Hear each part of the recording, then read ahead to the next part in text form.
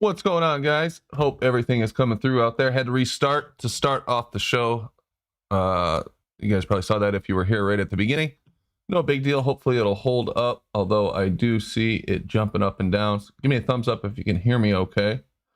And at some point I'll try to sneak in a restart if it starts acting up, because I am going to share a video. But anyway, let's see. What is today? Thursday, January 21st, 2021.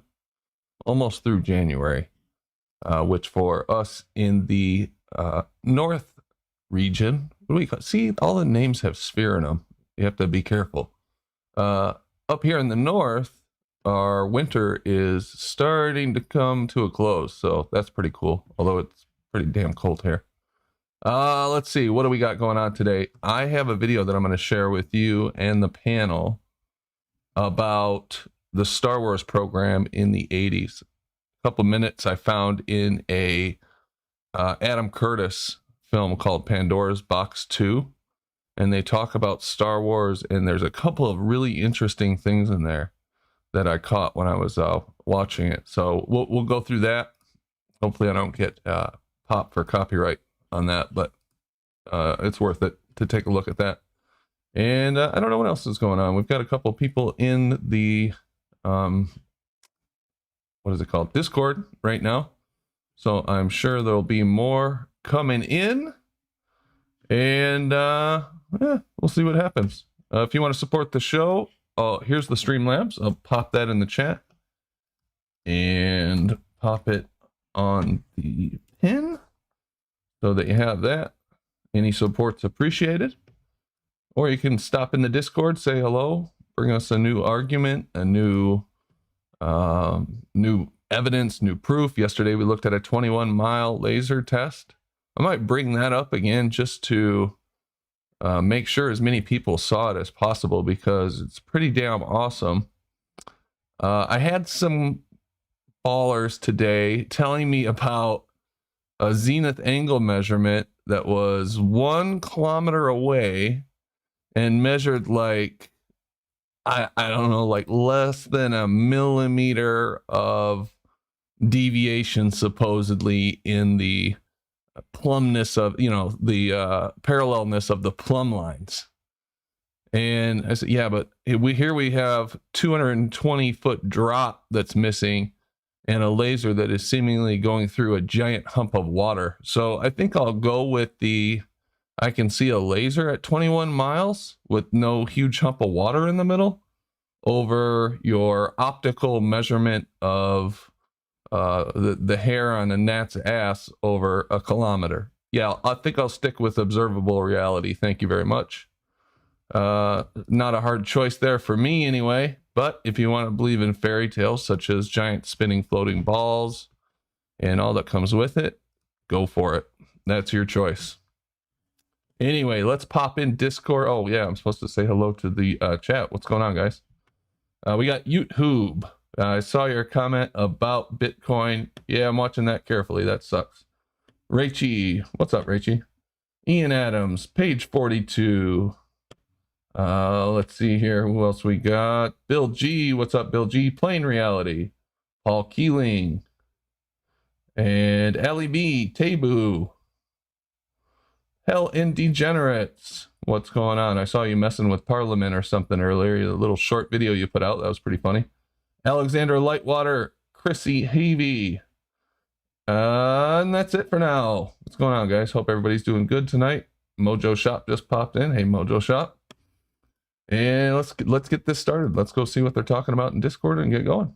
With the water and mirroring and all that. Yeah, that's what I was thinking, Jimbo. That's what I was actually thinking, but I should do it myself. I've now got a camera and a tripod, and it's in my car. I put it in my car because I do quite a bit of driving. I've put it in my car now, so I might do a bit of, but it's not it's a Sony, sorry, it's the Coolpix 580B or something like that. It's not the 900. I wasn't going to buy that, but it still takes. It's got it's like a 80 zoom on it or something like that, and then it's 100 optic or something, 100 something stupid. I keep saying take long exposures at night time. Just point it in the pitch black, man, and just keep that shutter open, and it'll suck in as much light, and you'll see things you couldn't believe that you'd see. Like, shout out Banso Bandit. Hey, Ali, how you going, buddy? How you doing, bro? A long time no hear. I've heard you. I meant to say hello to you. I've been on a couple of times. I was listening. I didn't realise it was you. No, it's man. Hope you're doing well, man. Yeah. Yourself, you doing? You're always sounding fit and fighting fit. Do you still go over to that other channel? Nowhere near as much, Ali. Nowhere near as much. You sort of got a bit longer in the tooth, if you know what I mean. This is the same old. You know what I'm talking about. It's better over here, right? You know, you can 100%, man. At least you can have a conversation here. Yeah, exactly. Putain de bordel. Bienvenue à l'enfer. What's up, Hi, guys? Montreal SC. How are you? Hey, Hey, Brandon. we're live. We got Allie B. What's up, Allie B? Yeah, how you doing, Brandon? Good. By the way, I couldn't find that video I was talking about, so I watched on a mate's video, but Oh, no worries. yeah, right. We got Bandsaw Bandit. What's up, Bandsaw? You were up pretty late last night talking with Aaron. No, well, he was up late. It was only early afternoon for me. So, good, mate. How's yourself? Doing well? Yeah, he should have been in bed hours before that, in my opinion. No offense, Aaron. Yeah, exactly. But anyways. What's up, Jeremy? How you doing? Good, man. Jimbo, how you doing, Jimbo? Not so bad. Here to bust some balls today. All Let's have some fun. Cool, Time man. to rock and roll. SC Montreal, how you doing, man? Hey, Brandon, what's up, brother? Good evening, everybody. Good evening. So what's new out there in the world of flat Earth? I'm still reeling from Zanuck the other day, telling us that the ball's traveling in two different paths. Remember that, SE? Oh yeah, it was today. He said He's the ball's still doubling down on it, bro. Yeah, the ball's actually taking two different paths in Coriolis. Wait, how? And I gave him my way out. I asked him, okay, let's have some clarity now. Are you sure that's what you mean? He doubled down on it, bro. Yeah, it's both traveling straight and curving at the same time. I was in awe. I thought he understood the Coriolis effect. I've been talking to Zanuck on the Coriolis effect for like over a year now, and I thought he knew what he was talking about, but I guess not. Not on this, bro. He has no clue whatsoever. Not after hearing that. Yeah, not They're after grasping at straws, all of these people. They're into total lunacy and delirium, frankly. Yeah, they know nothing. Yeah, they're losing it, Jimbo. That's right, Ali. They're losing it, man. That's what he's doing right there sounds like that's how he's resolving his cognitive dissonance. Like he's in his brain, he's holding two ideas. He's literally has two opposing ideas at the same time. And the way he kind of skirts around it is by saying it's reference frames, right? So he needs the Earth to be stationary and moving at the same time.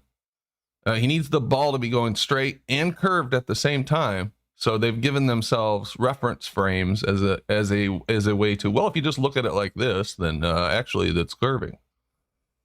You know how we can know? Well, it's always from the observer. You don't suddenly change the frame to the projectile, you know? You know how we know for sure if Coriolis... Oh, you're roboting. Damn. Happened. And you're low, Jeremy. That we can know. And get the hint, you're roboting. We can't hear a word you're saying. Flap your arms, Jeremy.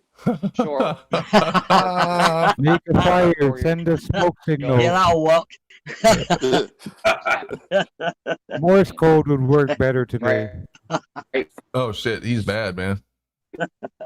We go to the inertial frame. Use to signal them or something there just for a split second. Yeah, sorry, Jeremy. It's roboting pretty bad, man.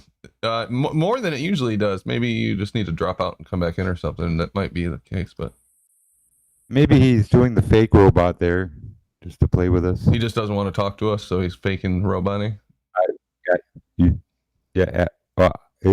You're roboting, Jimbo. I'm going to have to mute you. I'm just kidding. All right, not a But good, Brandon, not a you good touched joke. on a very important point, bro. They have two opposing views. They're like bipolar almost at this point. Well, now straight lines are curving. Plumb bobs are, angled away from each other, even if they're 10 feet apart. All the lunacy that you can imagine, they want to enforce as the reality. And again, refraction, compensating for curve all the time, over 10 miles, 20 miles, 100 miles. It's lunacy. Guys, You can't refract up and level a curve over 100 miles. It's stupid. It's just silly. Do you think they actually believe that, though? Do you know that? Because SE told me about what that guy said. It's a disease. Cognitive dissonance, whether you like it or not, is a mental disease, a disorder. Yeah, I know it is. There. I don't think me, but I'm just wondering whether they have got it or they are just purposely being dicks about it. No, it's part of the disease. Right, well, I'm sorry. I've met people that I've met dicks before, and they act like dicks. Some are dicks. They're not all but stupid. Some would simply, like, if they let that barrier down and actually admitted the truth, they go into catatonic shock or have a panic attack, other shit like that. You're giving them too much credit. You're giving them too much credit. Some of them real. Not all of them are total jerks and dicks, and some are because they're defending their belief system. It don't mean they're all like evil trolls and paid. But that guy there that was SE's talking about, because there's no way, in a million years that he's not hearing himself say it's curving and it's straight at the same time, and it's all reference frames. Right, that's chatter, Jimbo. Anybody that says that's chatter. Nobody believes that chatter. Is my robot? Yeah. Yes, very much. My roboting still? Yeah, it's still bad, man. Cognitive dissonance. Yeah. In the field of psychology, cognitive dissonance occurs when a person holds contradictory beliefs, ideas, or values and is typically experienced as psychological stress when they participate in an action that goes against one or more of them. That's interesting. Yeah, but I don't believe them. Oh, sorry. It's exactly what we see.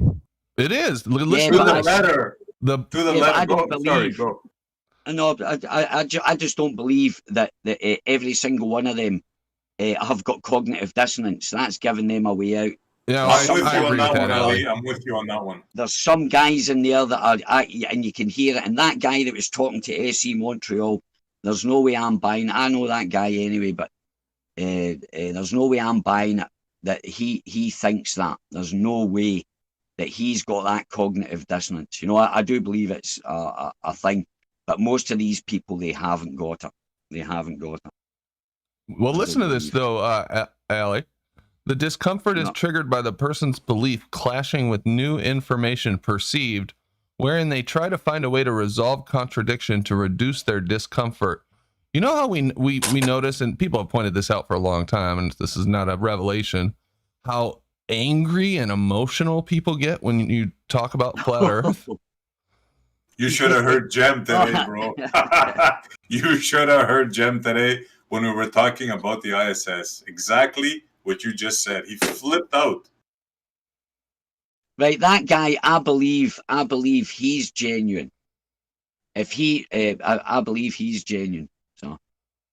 Yeah, might be. Who knows? I'm not saying ballers are crazy, so don't take it personally out there, ballers. Just talking about cognitive dissonance. He's scared. Can you read that again? You want me to read it again? Fear. Yeah, that last part that you just read there. The discomfort is triggered by the person's belief clashing with new information perceived, wherein they try to find a way to resolve the contradiction to reduce their discomfort. That's a normal, healthy, intelligent, logical thing to do. I want that to be clarified and understood by everyone. That's exactly what the human brain should do when it is presented with new information, is attempt to resolve conflicts that aren't actually making sense, that aren't standing up to sense. That's exactly what should happen. And I realize I'm not saying cognitive dissonance doesn't happen, but there's a difference between things that are normal and good for our brains to do and then things that we force it to do because we don't want to accept new information. And I think one of the tricks that they use, or one of the things that they pull on their end, is they come up with these labels for things that they declare is wrong, and then they try to use those labels against people, even though the label, what they're describing, is actually a normal, intelligent, logical thing to do. That's exactly how your brain should respond to new information, is identify the problems with the new information you're being told is true and see if there's contradictions, and if there is, try to resolve them or reject the information. Yeah, let me read this second part because this kind of goes along with what you're saying. That's a great point. That was a good point. They tend to make changes to justify the stressful behavior, either by adding new parts to the cognition causing the psychological dissonance, rationalization, or by avoiding circumstances and contradictory information likely to increase the magnitude of the cognitive dissonance, confirmation bias.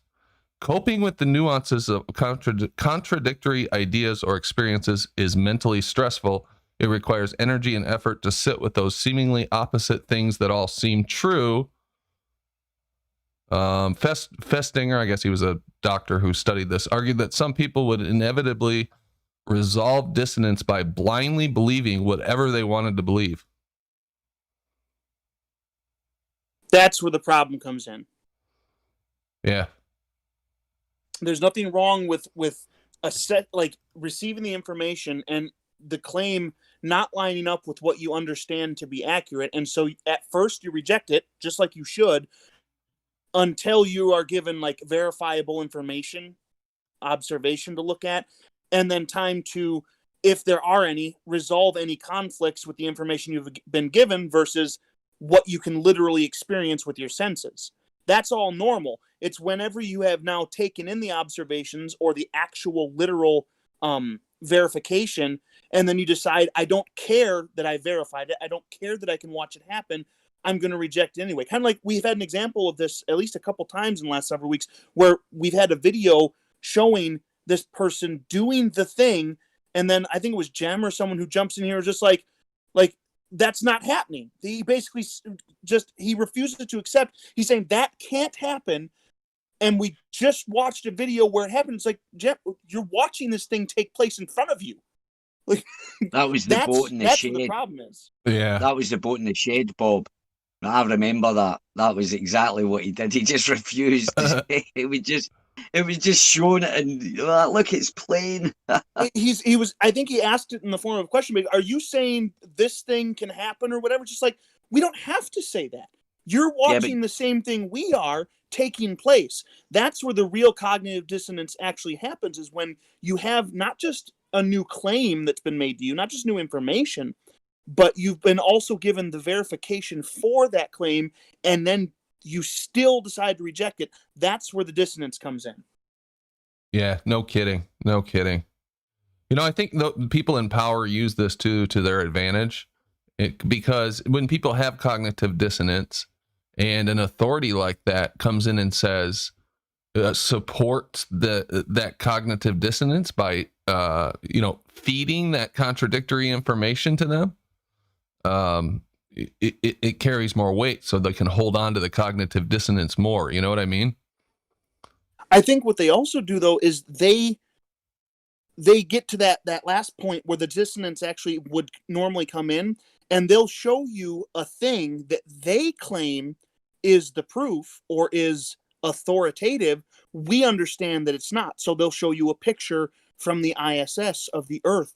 And then you say, that's not verification. And then they'll say, well, you just have cognitive dissonance. I just showed you the verification, and well, no, you didn't. What you showed me was a picture or an image, and you claimed it was authoritative when it actually isn't real verification. That's not what verification is. And so I think they use it in that way too. They use it as a weapon, basically. I show you this thing that I claim is authoritative, and then if you reject it, you have cognitive dissonance. Well, no, that's not how it works.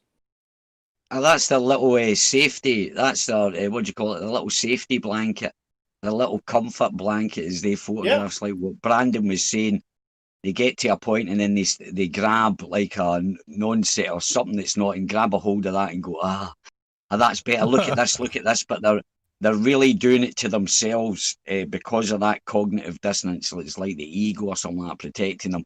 So they're actually doing it to themselves, and then you know what I mean? That's, man, they're messed up in the head, man. I'm telling you, some of the guys. Gem Panda, I'm going to say, Gem Panda. I believe genuine believes that society will break down if everybody believes the Earth is flat. I believe he's actually. I think they're worried about that. I think what happened. Remember when it was blowing up in like maybe it was 2016, 2017, maybe somewhere around there. It was, and things were getting huge.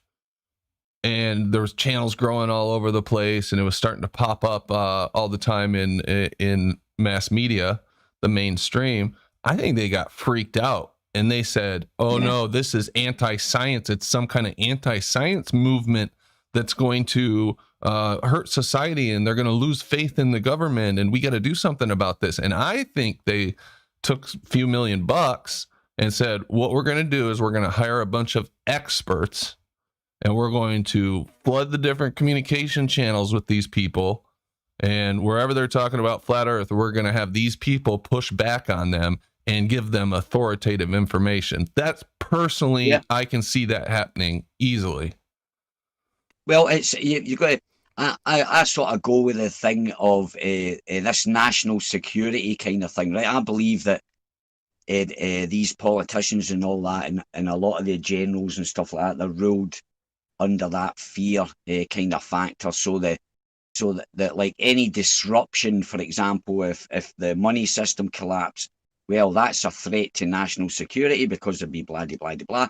If the education system broke down, it would cause something that would cause a thing towards the breakdown of national security. So they could quite easily get funding for that to do exactly what you said, Brandon. Pay people to actually come out and just say, poo-poo it and sort of slag it off, or stuff like that, because they could, as I say.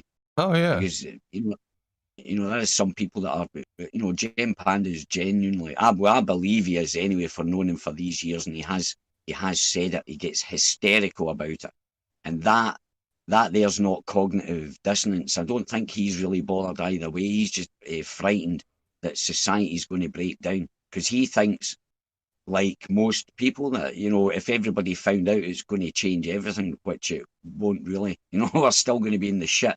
It just means that because people are still going to have to work. They're going to go to work. They're not going to stop. Well, I'm going to stop working now because I've found out the Earth's flat. Nobody will know what to do with information. Well, I think it's going to create some more problems with them, because unlike maybe last century, we have the capability to pretty much go, to the edges through Antarctica and wherever we can on the Earth. So if there's no edge, let's say it's an endless plane, we have the capability to easily go to the boundary of wherever there is a boundary, even if there is a boundary. It's not like in the 1900s where they had to send a couple people on a dog sled and then report back, oh, well, one of them died and they got to the South Pole and there wasn't really anything there. So, no reason to go down there. Do you think they would let a group of us down there, though? Do you think, say we did get funded, because I would be I'd definitely go for the trip. I wouldn't go up into space. I would never get in one of the rockets, but I feel more safer in boats. I've been around boats in the water all my life, so I've nothing to fear of huge waves or anything. I would jump at the chance. But do you actually think, they would let you actually get on there? Because they could basically just sink you in the boat and you disappear. Do you think they would actually allow you to go down there? I think if we're gonna, am I lagging, guys? No, you sound a lot better. No, right. I think if we are gonna go to Antarctica, it's best to just not even tell them and go in multiple groups. But even if we went and we saw a wall and came back and had it on video, people ain't gonna believe us. I think the North Pole's worth a look. It's a bit closer. Yeah, I do too. I think they're hiding something up there at the North Pole too. That's a possibility. Yeah, there's definitely, because even just to get that look at the North Star, just to see if it truly is right above the North Pole. Yeah, I have You know never. what I mean? I haven't seen a I picture don't- from right up there. It doesn't exist. Veach sent me a picture. Veach sent me a picture of it once. The Polaris at 90 degrees. I don't know if it was real or not, but I mean, he sent me one. I couldn't find one, but he found it somehow. Huh. Interesting. Well, do you know?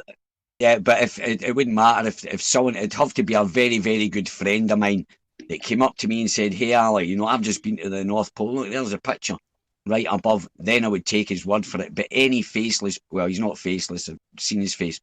But any person off of YouTube handing me a picture saying that's 90 degrees up, I would take it with a pinch of salt, Jeremy, to be quite honest with you. It's hard to believe anybody, isn't it?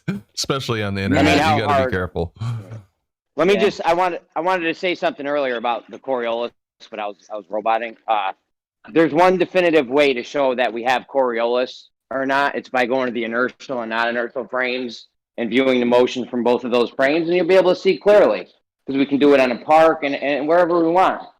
So you still haven't watched my videos yet, Jeremy? No, I haven't. I'm so sorry, Alec. Listen. You would. I could save you all these words you're about to spout. Go and watch the National Geographic one. It's 5 minutes long, Jeremy, and you won't be saying nothing what you're saying now or what you're going to talk about Coriolis. Go and listen to what the guy says. All right, I'll check it out. It's kind of cut and dry, my friend. It's just either way. The point is they can't prove anything. There's ways to prove things, and they claim that you can't prove anything. Yeah. Oh, I know. Yeah, that's what they always fall back on. Their science doesn't say they prove anything. I hear Veach say that at least once a week. Not even science. Anything. They say you can't prove anything ever. That's because they go to these extremes like the brain in a jar. Well, we've got this idea that we could be brains in a jar, so we really can't rely on any information. It's like, yeah, technically you're right. I get it, but come on, man. That's ridiculous. If we are all brains in a jar.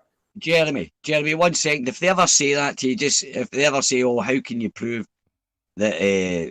How can you prove that you exist?" You say, "Well, if I walked up to you and I'd kick you in the balls, the nuts." You'd find out that it existed. And if they said anything like, "Oh, but you could be part of the Matrix," and just ask them, "Oh, is that what you believe then?" Right? And they'll shut their faces. They won't get into that, right? Yeah, I mean, if we are all brains in if we are all brains in a jar, we're all having the same dream or whatever this is. So it's at that point, it's irrelevant. It doesn't even matter if we all are brains in a jar. So what? Yeah. We're all here in the same spot. But falling back on that is exactly what I have brought up previously, where they're removing the standard. What that does is that relieves them of obligation. It relieves them of responses. They can now claim anything they want because they say it's technically possible. So they can't prove anything, which means they don't have to prove anything at all that they claim. They can just say technically it's possible. That's why it's important for people to maintain, we need standards in our conversation. What are those standards? Things we can verify credibly and repeatably. Things that we can each experience objectively without opinions or theories or anything like that involved in it. But they remove that standard and thereby remove the responsibility from themselves. And they can basically get away with anything that you allow them to get away with. Yeah, you pin them down and then they said, well, science doesn't prove anything, so we can't prove anything. Yeah, right. It's ridiculous. Let me read these super chats before we go on. Hold on 1 second, Allie. James Richard, $5. There shall be weeping and gnashing of teeth. Flat earth separates tares from the wheat. Oh, that's like a poem. At least it rhymes, I think. Here, let me read it again. There shall be weeping and gnashing of teeth. Flat earth separates tares from the wheat. Okay, I like that. And there shall be bending of knees. I felt I had to say that. he wrote you a love poem. Aaron Armstrong. I think that expression is sow not in anger, or you will reap in tears. Okay, that comes from something? Is that what you're saying, Jimbo? Yeah, from the Bible. Oh, the Bible. Okay, gotcha. Aaron Armstrong, $2 says, by all means, please go to the North Pole, FEs. You trying to get rid of us, Aaron? What are you doing, man? Why click a moo cow number? Thanks, Aaron. But cow number 855. You can't verify the flat Earth though. Well, it's the best. It's the best thing we got going. I'll tell you that. And It's the default. It is the default, and there's so much evidence for it that the Earth is flat and stationary. We got it coming out of our pores. You guys got to make shit up about weight swinging back and forth on the end of a rope and shit weighing 3/10 of an ounce less, 30,000 feet and shit. That's what you guys got to come up with to explain it away. I just think of how stupid that claim is. You can't prove the flat Earth. Well, it is the default. And here's how dumb that claim is. When somebody is talking to you, whenever you meet anybody that you engage with, and you say to them, you can't prove that you're a human being. So I can kill you, I can rape you, I can put you into slavery, any of those things, because there's no way to prove that you're a human being. But we accept that people that are born from other humans, by default... What happened? Oh, fuck. Damn, right in mid-sentence. It always goes when he's getting to... Every time he's getting to the good bit. Yeah, when they say prove flat Earth, it's like, well, why don't you prove something? Where you're making the claim, you're claiming it's a globe, you can't... And then you're going to tell me you can't prove anything, and then in the next sentence tell me to prove flat Earth. It's like...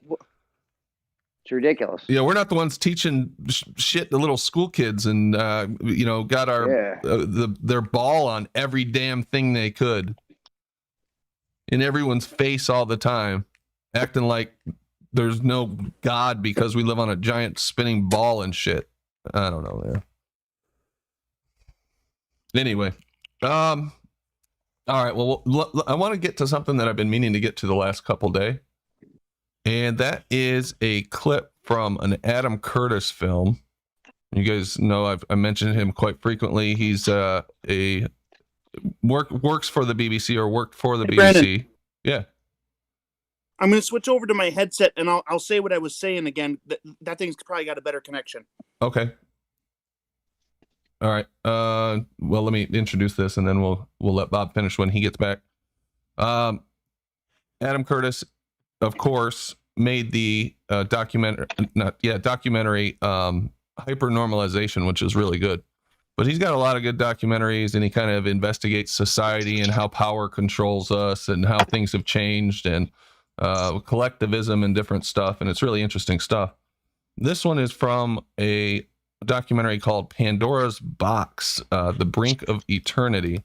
I can't remember the overall theme of Pandora's Box, but they were essentially talking about how politicians and the government, what tools they use to control society and how that has evolved over time. And this got to a part where they start talking about the space program and the Star Wars missile defense program in particular. And I thought it was really interesting. Now we're not going to be able to listen to the sound because I'll get popped, but I'll talk through it and I'll just play it and kind of stop it. Let me share in the Discord here, or am I sharing? No. Where did I get cut off? It's a good question. You were just ramping up and then you cut off. Oh, well, it wasn't very long. Bob, it was just at that bit that you said that you were going to donate $1 million to our excursion to the North Pole. No, that's not. Just exactly. That was it. Yeah, I remember. No, negative. Negatory. Okay. No, I was talking about the flat Earth. The flat Earth is the default. Okay, and we accept this with other things. The concept of default. You can't prove that it's flat in the way that they're claiming, and that's really dumb. And here's why: you also can't prove that you're a human being. Okay, there's no way to actually do that. Now you can show things that are human-like, that you would claim are human, but anybody is able to just say, no, you're not a human. And they're allowed to do whatever they want to you then. They can kill you, they can put you into slavery, whatever, by making that claim that you're not human, because you actually have no way to prove that you're human, okay? You can't actually do that. If you're using their standard of proof, what they're calling proof, this one where they remove the responsibility from themselves and they don't have to ever prove anything because you can't prove anything. Proof is not an absolute, and it never was. It can't be an absolute. Okay, and that's not what something is. Whenever you say something is fireproof, you are not claiming, or you shouldn't be claiming, that there is literally no fire hot enough that can destroy that thing, because that's not the way fireproof works. What it means is that it's protected from that thing. It's set up or established against that thing. There is preparation involved against the thing that you're proofing it against. So whenever we're talking about proof, all you're doing is saying, basically, whenever you're saying you prove a thing scientifically, is you are proofing it against logical arguments. And you can absolutely do that with flat Earth. Yeah, sounds good, Now, Bob. did I get cut off? No, you made it all the way through, man. And Okay, all right. Now, I back actually to that went $1 million. longer than I did the first time, but James Richard backs you up. $5 super chat. The Earth is observably flat. Our other senses tell us it is motionless. It is measured as flat and practically used as flat. The horizon is horizontal. But I mean, we accept that the default for humans is if two humans have a baby, that baby is human. Even though that baby can't prove that it's human, we don't expect it to. The default is it's a human. And then if someone wants to say it's not a human, the burden is on them to prove that it's somehow not a human. Well, these guys don't really understand burden of proof, so That's right. You know, they either don't understand or they're throwing it out anyway. Right, exactly. And some of these things that they have as their proofs are hundreds of years old, and they're so dug into the minds of scientists and people for hundreds of years that they just take them as that they can't be questioned. If someone were to come out with that same proof today, we'd be like, get the fuck out of here with that. Give me a break. Yeah, half of their shit is flimsy and non-definitive, and you know, like that Eratosthenes thing they were talking about last night. I got a video of Eratosthenes working on a flat surface. Like, I don't know why they're still using that shit. Yep. All right. Let's get to this thing here. I should be sharing my screen in there. Before that, Aaron Armstrong, $2 super chat. Thanks, Aaron. How much nicer is it here without Painful Paige? Well, that's not very nice. I personally love Paige, and I see her in chat right now, Aaron. So you just starting shit. What a dick thing to say there, Aaron. Yeah. Shame on you. Come on, Aaron. Shout out Paige. I love Paige. $2 from Aaron. Yeah, oops, she is Paige, here. Man. So he must have not known. You know, she has been insulted and taken quite a bit of crap from a number of different people, and yet she still shows up. This guy that's giving you super chats, has he ever once been in here? Aaron has been on the show before, but has he? With Paige, and it is quite hilarious, actually. The two have a certain chemistry that's hard to duplicate. But I haven't heard them together for a while. There's something. You know what I think we should do, Brandon? What? I think you should invite Paige if she can to come on the show. Yeah, Aaron and Paige, if you guys want to come on the show, talk this out, work through this. I'm sure that would be very productive and lead to mutual respect between you two. So we. I couldn't care about Aaron. I was talking about Paige, but yeah, that'll work too. Cut the sarcasm with a knife. Paige is welcome anytime, of course. Before I go on to this Adam Curtis thing, we've got a couple people who have joined. I see Chad joined. What's up, Chad? Hey, what's going on? What's up, man? And we've got Helvetica Bold. Mark. What's up, Mark? Oh, he's just listening right now, it sounds like. Okay. All right, now let me get to this thing. So I set this up. He's talking about at the end of the Cold War, they had all these missile silos, and they had this mutually assured destruction. So they didn't know where to go from there, and they were kind of kicking the idea back and forth. Should we just launch a few nukes? Should we launch them all? But there was no missile defense. So I'm going to play this and read the words. It's going to kind of suck, but I'll try to do my best narrating. And just so we can get the idea of it, I don't want to get busted for playing the video and get a strike or anything. So let me go through this here. Let me just back up one sentence, and we'll see how good of a documentary narrator I am. This is only a couple minutes long. We're expecting Morgan Freeman, like. I'm not even gonna try to sound like Morgan Freeman, because that'll be a disaster. All right, so they were locked together watching each other for the slightest move, but by the mid-70s, it seemed to have become in itself, we are part of the Aerospace Defense Command. We want to maintain surveillance of all these satellites to continually know where they are, and also to determine if the new satellite is up there. Why is that information required? He asked him. This is hard to do because there's two people talking. I don't know if this is working too well.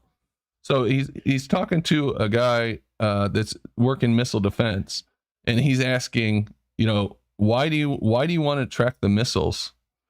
Can you shoot them down? Nope. So they realized, well, we can track them. NORAD can track all these missiles that are supposedly going to be fired from the Soviet Union, but we can't shoot them down. So it seemed like a dangerous trap that if either side attacked, it would mean the end of the world.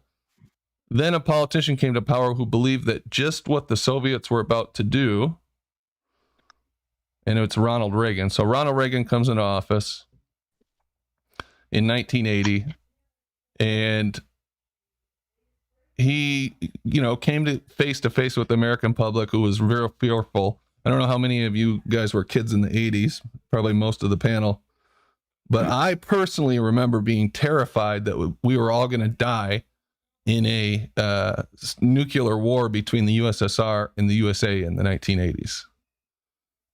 In fact, yeah, I used to think Reagan was the man back in the 80s. Hey, Brandon. Yo. Did you see that movie The Day After? I think that movie came out right around that time, didn't it? Did it? I'm not sure. But I remember a lot of stuff coming out about that. And I remember my grandpa telling me one day what would happen if they fired the nukes off. We were eating hamburgers at dinner, and he's talking about it. And I started crying onto my hamburger.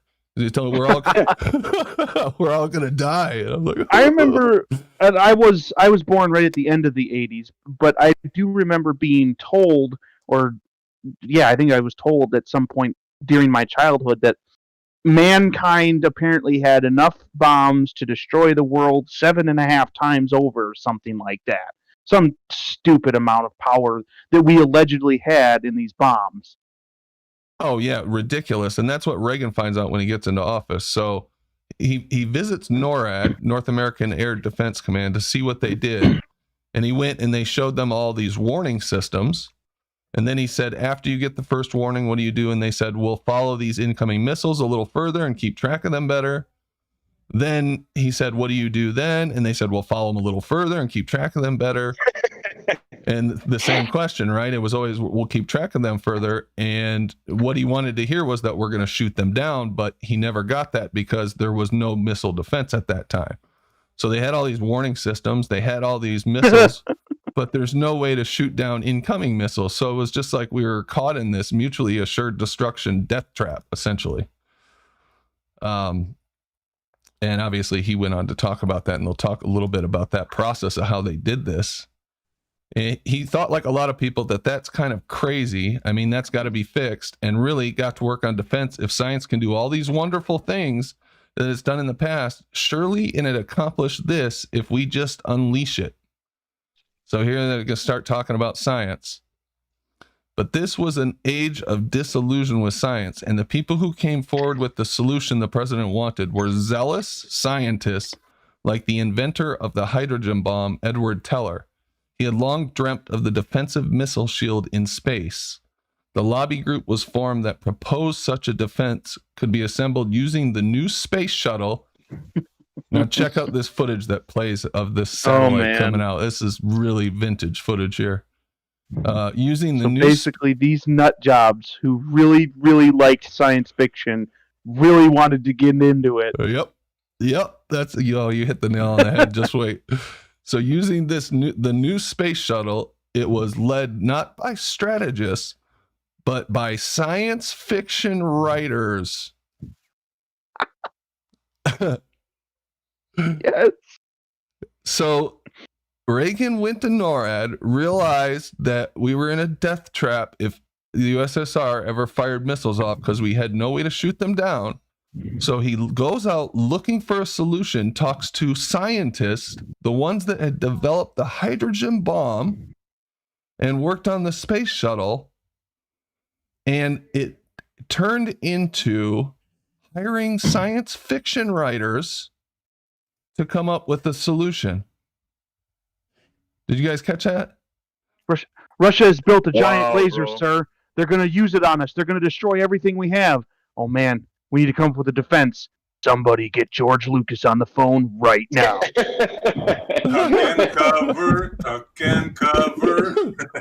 Oh, man, it's crazy. Uh, So it says it was led not by strategists, but by science fiction writers. We ended up as the kitchen cabinet owned space and military technology. We had access to the president, and because we had access, nobody refused an invitation to come to the meetings. What it amounted to, so we ended up with a bunch of 4-star generals and captains of industry. So all these generals and all these guys like the CEOs of Lockheed and General Dynamics are just like ready to suck on this government teat, man.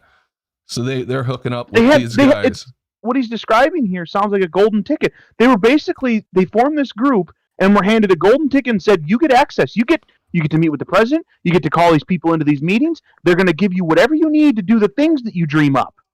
Right? Like, that's what it sounds like. Yep, exactly. yeah. And the entire military industrial complex of United States in this guy's living room. And in fact, Jim Ransom pointed out that one RPG through the plate glass window of Larry's house could have pretty well crippled the United States technologically for 20 years. He was probably right. And science fiction writers, by the way, turned out to be very key to this process because they could write the documents that were understandable by the president. What's up? Wow, it sounds like how are we going to sell this to the president? Let's get the best story. Wow, man.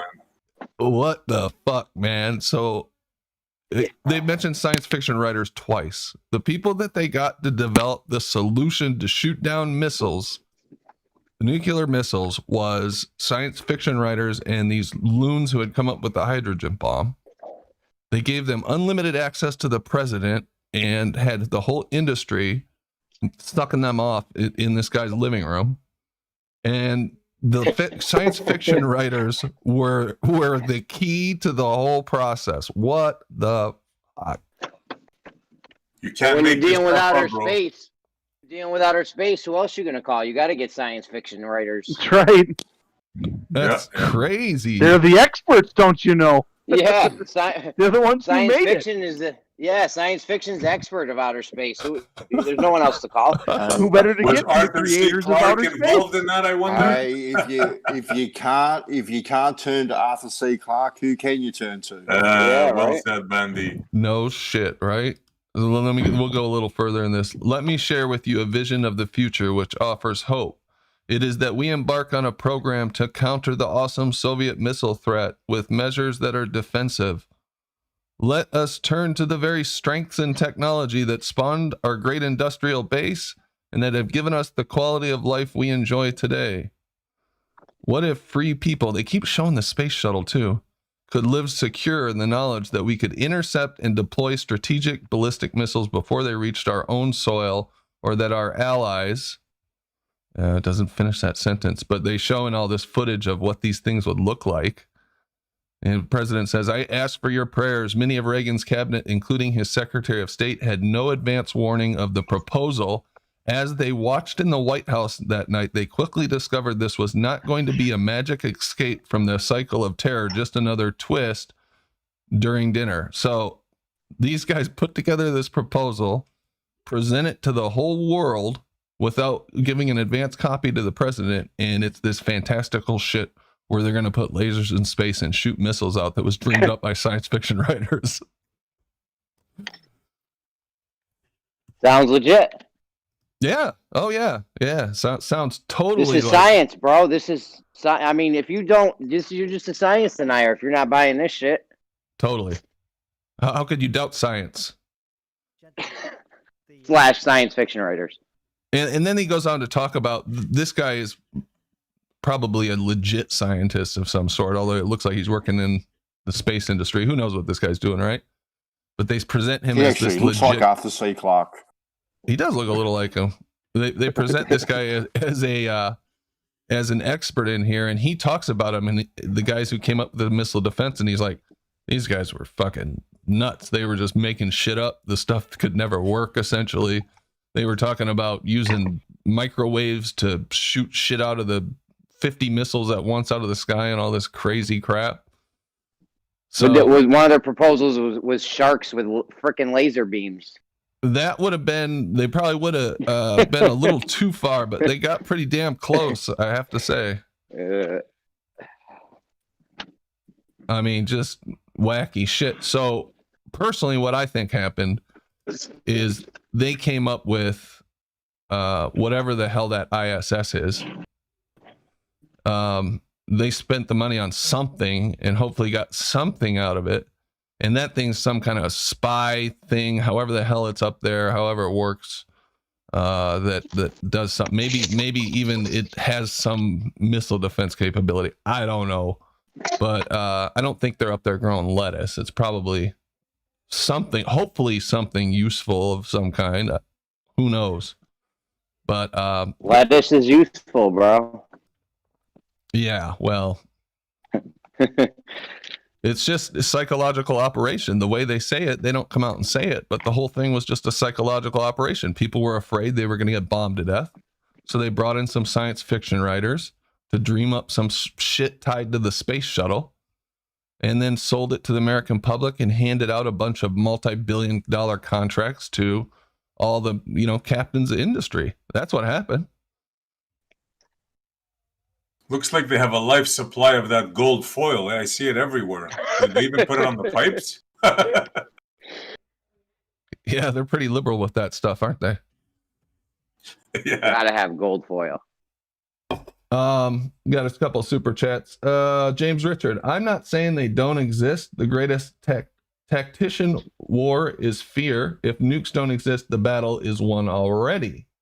Yeah, I agree. If they made up nukes, if that whole story was made up and they don't actually have nuclear weapons, that's freaking genius that they could come up with that. Yeah. I mean, they had to bomb a couple of cities into oblivion to make it look realistic, if that's the case. But I think many people vastly underestimate the extent of the psychological operations that are taking place and have taken place in this country.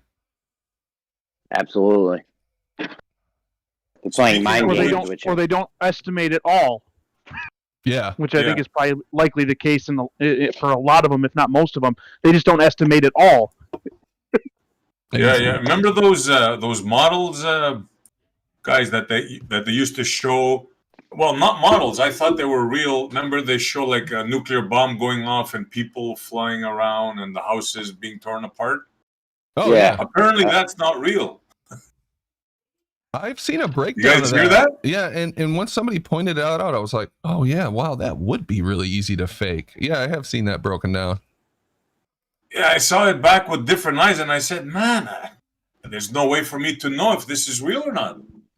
Nope, it could so easily have been faked. And I even saw someone. What was it?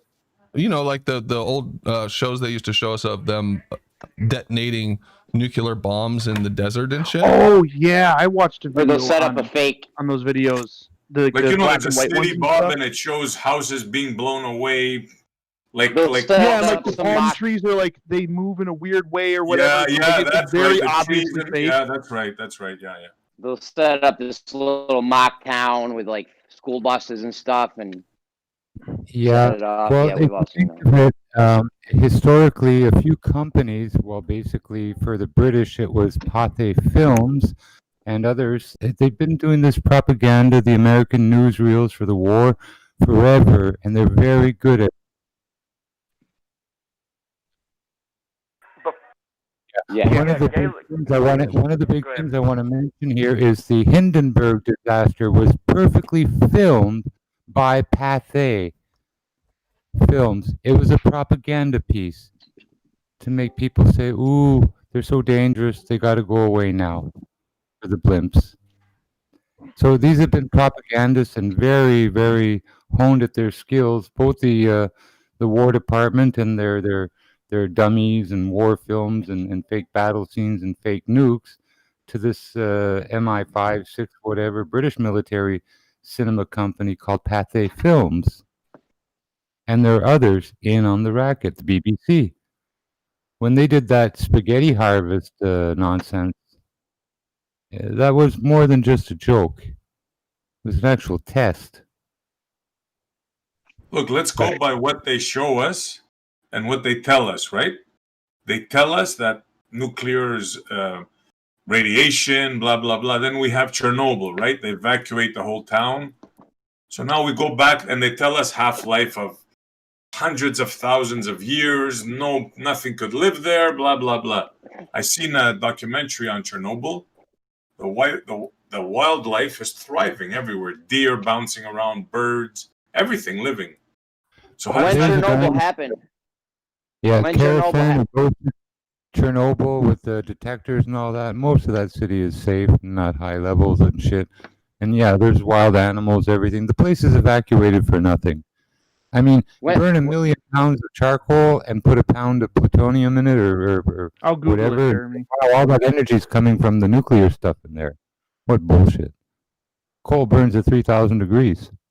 Hey, the guy's name is Galen Windsor. He's the guy who went on tour everywhere. He was one of the big wigs at the shutdowns and the plants, and he's the one who. I was going to mention him, bro. Yeah. Jeremy, apparently it happened in 1986. That guy that he's saying, 1986, I believe, Bob. Yeah, somewhere around. In other words, they have these big bombs. They got no, I was gonna say, but they don't have fallout. You know, they don't. No, have I was gonna say. Talking about.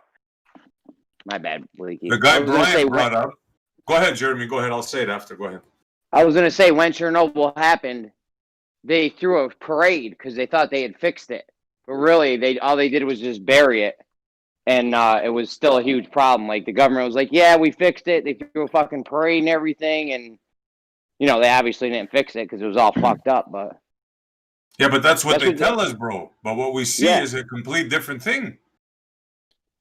Yeah, so what Galen Windsor's saying, he's saying, you know, he's the one who enriched the uranium, all that stuff. And he's saying, you know, they got these, you know, they get so hot, hotter than the surface of the sun. They got these big-ass bombs, but there's no nuclear fallout. If the bomb don't kill you, that's it. You know, there's no different kind of crazy 1,000-year half-life radiation shit. He was eating the uranium on each tour, and he was showing it with his Geiger counter and saying that, you know, that they would shut up for that one little bit that he just ate. They'd shut down like 5 square or a couple square miles and ward not just block a section and declare it a disaster or some shit just for that little bit of uranium that he ate at every conference that he did, man. Let me read this from National Geographic. Okay, how many years will it take for Chernobyl to be safe?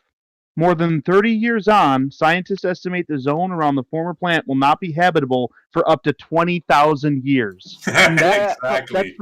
That's from May 17th, 2019. Yep.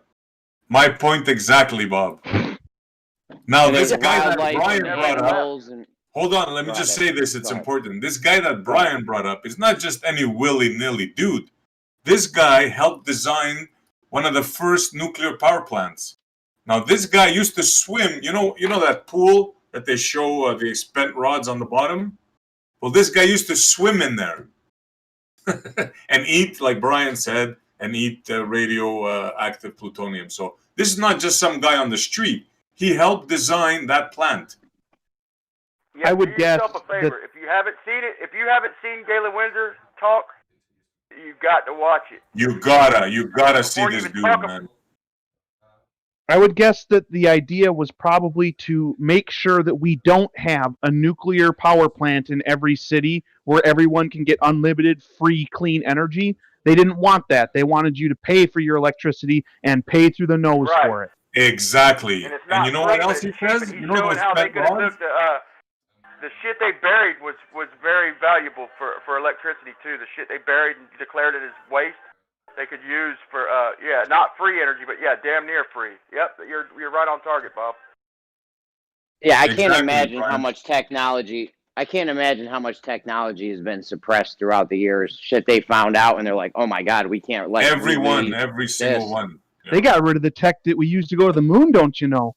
Yeah. Uh-huh. Now listen to what this guy says. He says, just with the spent uranium, you know, the things that they want to bury and this and that, and it's so hazardous. He says, just with that, they can power, I don't know for how long, how many cities, just with that spent stuff. Because it still creates heat and they can convert that into energy. Why throw it away? For the money, for the control. Yes, sir. They don't want it to be easy to access. Thorium is a far more efficient and cleaner form of energy. Than, Shut up, bandsaw. Get out. No.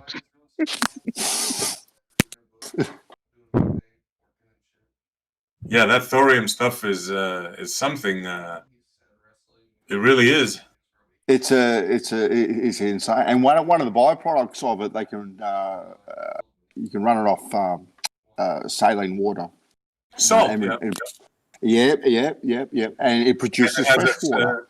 Safety. Yes. You know about the automatic when it goes like when a nuclear plant goes hot, as they say. Yeah.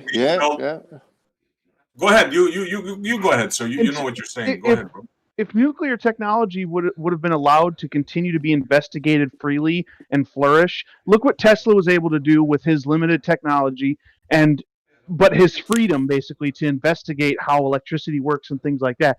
Instead of having a stupid new iPhone every year or two, we could possibly have like little watches with nuclear batteries in them that lasted basically forever with, hollow projections or something. Well, but listen. we all have the That's not brought up. ability to do what Tesla does or did. At the end of the day, no one's suppressing Tesla's stuff. We all have the ability to look into it and do it ourselves. Who'd he have backing from? At first he had backing from into J.P. Morgan. At first he was backed by J.P. Morgan until they found out what he wanted to do. And they were like, well, fuck that, because he wanted to give everyone, free electricity. And they're like, whoa. Yeah, let's make him crazy and pretend that he married a pigeon. Yeah, exactly. Yeah, the only technology that's went anywhere is artificial technology, man. It seems like just artificial bullshit technology. Like the record for the plane was broken in like 19 speed. We're still using combustion engines. They got them, efficient as they can, but we're still burning gas. 100 years later, that's retarded, right. Dude. That's the money maker though, right there. We're still flushing toilet with a knob and a chain and shit. I'm just saying. That's only because you don't. That's only because you don't know how the 3 seashells work. Listen, big oil.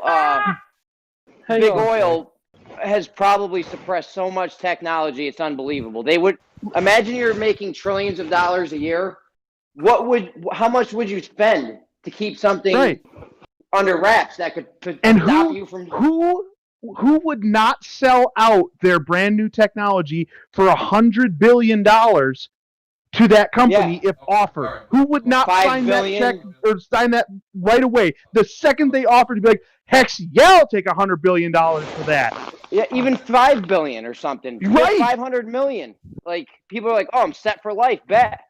Some guy. Especially when the offer comes with a what else attached to it, or you're gonna get this money. This will happen if you don't. Yeah, you're gonna take this money or commit suicide, basically. Accidentally get hanged on 24-hour watch. Yeah. Not a tough choice, for sure. I think people underestimate how easy it would be to force somebody to do something too. It's like somebody comes to you with a brief sack full of money, right? Says, okay, here's $250,000 in cash. Here's the tax paperwork that says that we're giving you this money for blah, blah, blah. You take this money, you do what we want, or we're going to kill you and your whole family, and I'm going to torture you to death before you disappear and get found stabbed to death downtown. Like, I'll take choice B. Brandon, while you were gone, hey Brandon, while you were gone, I mentioned I don't know if you've seen it yet, but Galen Windsor, the guy who was helped with the shutdowns and he helped build the technology, the nuclear technology, and he was showing the uranium. He was saying they have the big bombs that flash hot as the sun and all that shit, but he's saying the fallout is all bullshit. Oh, the nuclear winter shit that they're always talking. Yeah, that's why Nagasaki and Hiroshima are like the most beautiful cities in the whole freaking world now, right? Yeah, that makes sense. What was his name? Not only that, where are all the dead Japanese people with that crazy accident that happened? What happened there? It's still spewing out radiation into the ocean. Where's all the dead fish? Why didn't everything die around there? Yeah, you don't hear too much about that anymore. That's true. Forgotten, That right? sounds like conspiracy theory. Yes, it is a conspiracy theory. Very, very sharp of you. Yeah, Galen Windsor. This is pretty interesting stuff. If nobody's seen it, the video's not there anymore, of course. You can find it though. His name is Galen, Galen Windsor, like the city. And you find I don't know how much you guys talked about him. I was away for a couple of minutes, but he was eating plutonium and holding it in his hand and all this other crap. Pretty cool videos to think about. I don't know what his game was. I don't know if he was telling the truth. But I've never read anywhere that he was a fraud or he was caught as exposed as a fraud or anything like that. Have you guys ever seen anything like that? Never. And he even says of 2 accidents that happened that killed 2 scientists. Apparently, when these 2 things, like you can have 2, was it plutonium or uranium, he said, shells or whatever, you can keep one in your left pocket and one in your right pocket and have no problem. But if you get them together and achieve, he said, critical something or other, I don't remember what he said, then you see like a blue flash, then that could kill you, and it has killed 2 scientists. He goes through it, how they died. Yeah, I think that what they're referring to is the 2 shells. When you test the shells, you have the reflections, and it causes to go into critical. Yeah, exactly. The shells are just the protective layer. It also works as a reflector. So it's not those 2 parts. It's just when you enclose it and cause it to reflect back to itself, you can get pretty close to. Yeah, exactly. And when they make a bomb, they smash one into the other, something like that.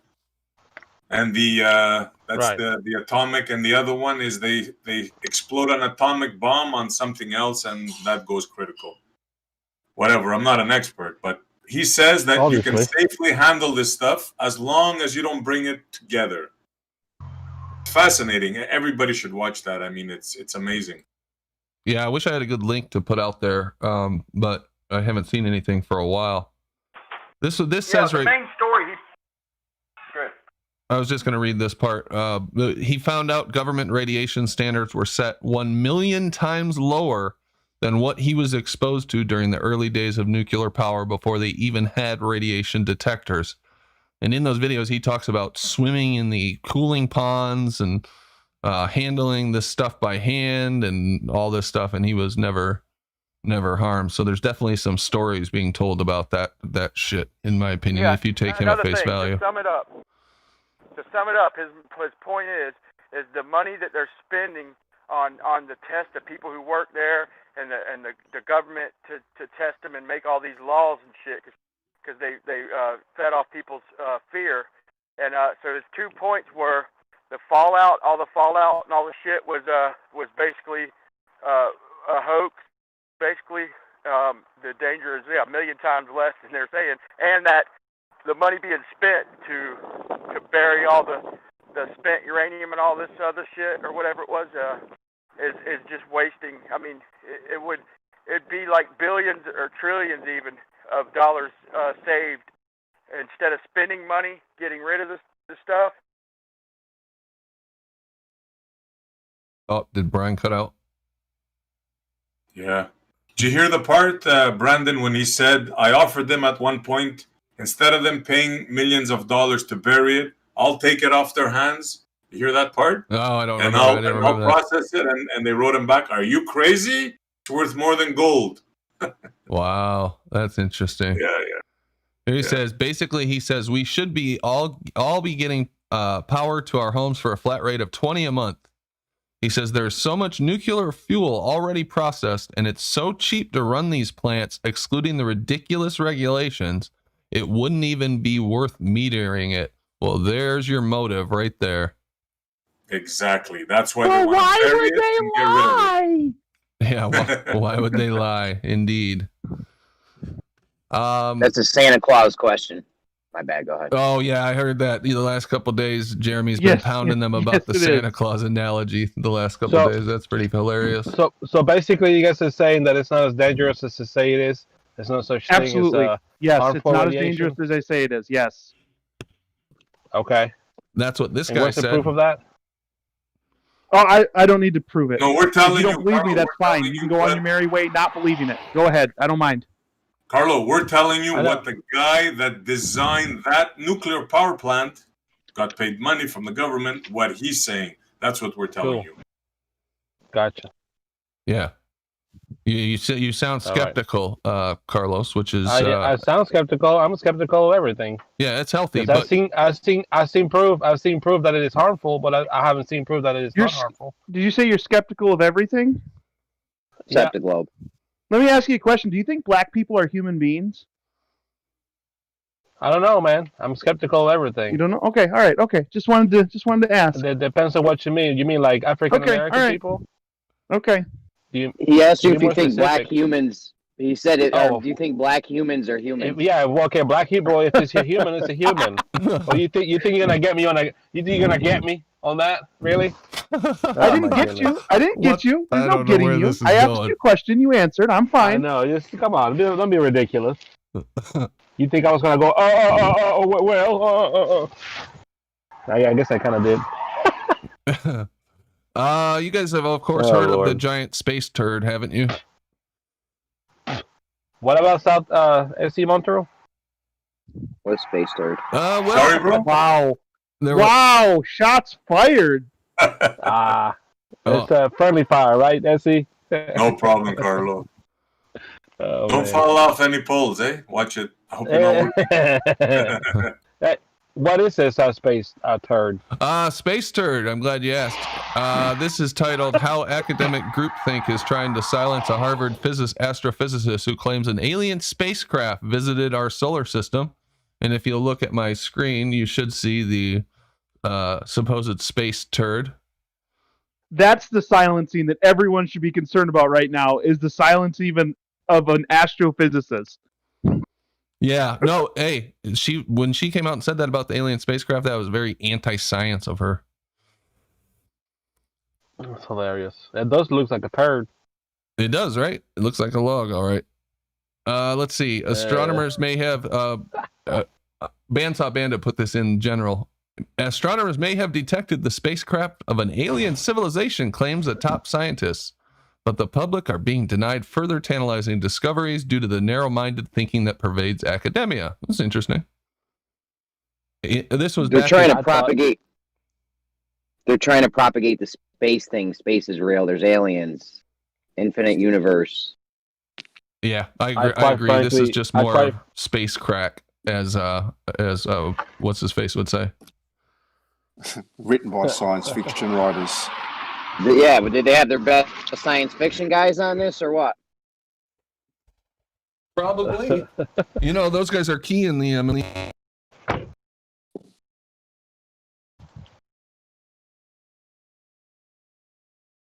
Mike, Brandon. Yeah, this seems almost basically like a controlled opposition type thing. Like, oh, look at this poor astrophysicist who got silenced when they went against the grain. She's thinking outside the box. And it's just like, no, this person is not thinking outside the box. They're going along with all this other bull crap that's obviously fake, that's obviously not real. This seems like it was planned and put together basically to make it look like there's some people that are open-minded in the community and other people trying to shut them down. When it's like, No, they're all on the same team. It's a conspiracy. It's the same thing. It's the same thing in that video on a funny thing happened on the way to the moon when they were faking being far away from the Earth, putting that Earth picture in front of the window. They knew that. They know who that was going to. They knew they were sending that out, but they're like, oh well, maybe they'll think we faked the moon missions, but we could talk our way out of this. But at least they'll think orbits are real or they're in space. You know what I mean? Yeah, exactly. It's like double layered, a fallback position. Yeah. This says, in October 2017, an unusually thin, elongated, turd-looking object was detected by astronomers. It was like nothing seen before and even accelerated as it left our solar system. It was named Oumuamua, and its many abnormalities, such as its constantly fluctuating brightness, caused problems for scientists. What kind of problems did the fluctuating brightness cause for scientists? Look at the last sentence there. It says reality is the one thing that never goes away, even if you ignore it. Look how that sets this up. Okay, they set it up like it's this underdog story for this thing that this person has detected out in space. And so now look how much more ridiculous it'll sound to a normal person when you say, "Oh yeah, space isn't even real, let alone the space rock." Like they can use this to shift the window, basically, of ridiculousness. The ridiculous window. Yeah, I like that. Star Trek used a space turd as a storyline in the 1960s. Really? I don't think I've seen that one. It's triggered a memory with me. Half of the shit we're getting is straight out of science fiction movie. They got the best science fiction writers on this shit. Yeah. So they see a flicker in the sky, and all of a sudden it's a sweet potato. Evidently, it was accelerating bandsaw, so I don't know. It was a very quickly ejected space turd. Let's see here. Arthur C. Clarke was on the thumbnail tonight because I'm looking for a citation. He was the man who invented the idea of the satellite, if I remember the story correctly. Let's see. I think you're right. I remember that. Yep. Yep. It was in a letter, evidently. Let me just read the beginning of this here. It says, Arthur C. Clarke, the father of satellite communications. The story begins in 1945, during the closing months of World War II. At the time, Arthur C. Clarke, as an officer in Britain's Royal Air Force, and I didn't even know he was British, and a member of the British Interplanetary Society. What the hell is that? We'll have to look that up in a minute. I don't know what the British Interplanetary Society is, but that sounds weird. In February of that year, Wireless World, a British technical journal, published a letter written by Clarke under the heading V2 for ionospheric research. So he's writing technical papers about the V2 rocket. Interesting. This letter suggested the possibility of using rockets such as the German V2 rockets falling on London at that very moment for post-war research into the upper atmosphere. So already during the war, these V2 rockets are landing, and he's writing papers and making suggestions at that time. The letter also contained the following words. I would like to close by mentioning a possibility of the more remote future. Perhaps half a century ahead, an artificial satellite at the correct distance from the Earth would remain stationary above the same spot and would be within optical range of nearly half the Earth's surface. 3 repeater stations, 120 degrees apart in the correct orbit, could give television and microwave coverage to the entire planet. How about that? That's amazing. A geostationary satellite started with Arthur C. Clarke. Yeah. This is great because he says maybe in a half a century, and then they're like, nope, we're going to the moon tomorrow. Like, what? Hail Hydra says, geez, Brandon, you didn't know he was British. Is there anything you do know? I'm sorry. I don't know the nationalities of everybody, all the science fiction. I'm sorry. What nationality am I? I would say British. Yeah. Okay. Correct. So you did know things. I do. You're quite smart. Thank you Yeah, very you're much. smart. Appreciate that. Smart cookie. I think you're Canadian. Oh man, that hurts. Ouch. No, I am in the they're Proud, good neighbor proud to the Mexican. south. He's a Mexican. Proud Mexican from Oaxaca. Not that far south. I am close to Canada though. I'm in Michigan, so I'm just right across the border. And the accents do sound a little similar. But not that similar, god dang it. Mistake me for a Canadian. So you don't like Rush then? Rush. Oh, I love Rush. Oh, you're Canadian. No, I am not. No, we just went over this. People in America do like Rush too. Actually, for some reason, we listen to a lot of Canadian Rush and British 2, rock the bands. sequel. Anyway. Hey, that's enough Canadian bashing for one night. Thank you. Oh, whoops! I forgot you're on the panel, SE. Sorry about that. Canadians are crafty people. Yeah. I like Canadian. I love Canadians. Canada is a fantastic country. Except the No, French that's ones. better. All right. Think about it. Alanis Morissette singing a song called Ironic, and every item she mentions has nothing to do with irony. That's It's ironic. not ironic. How good's that?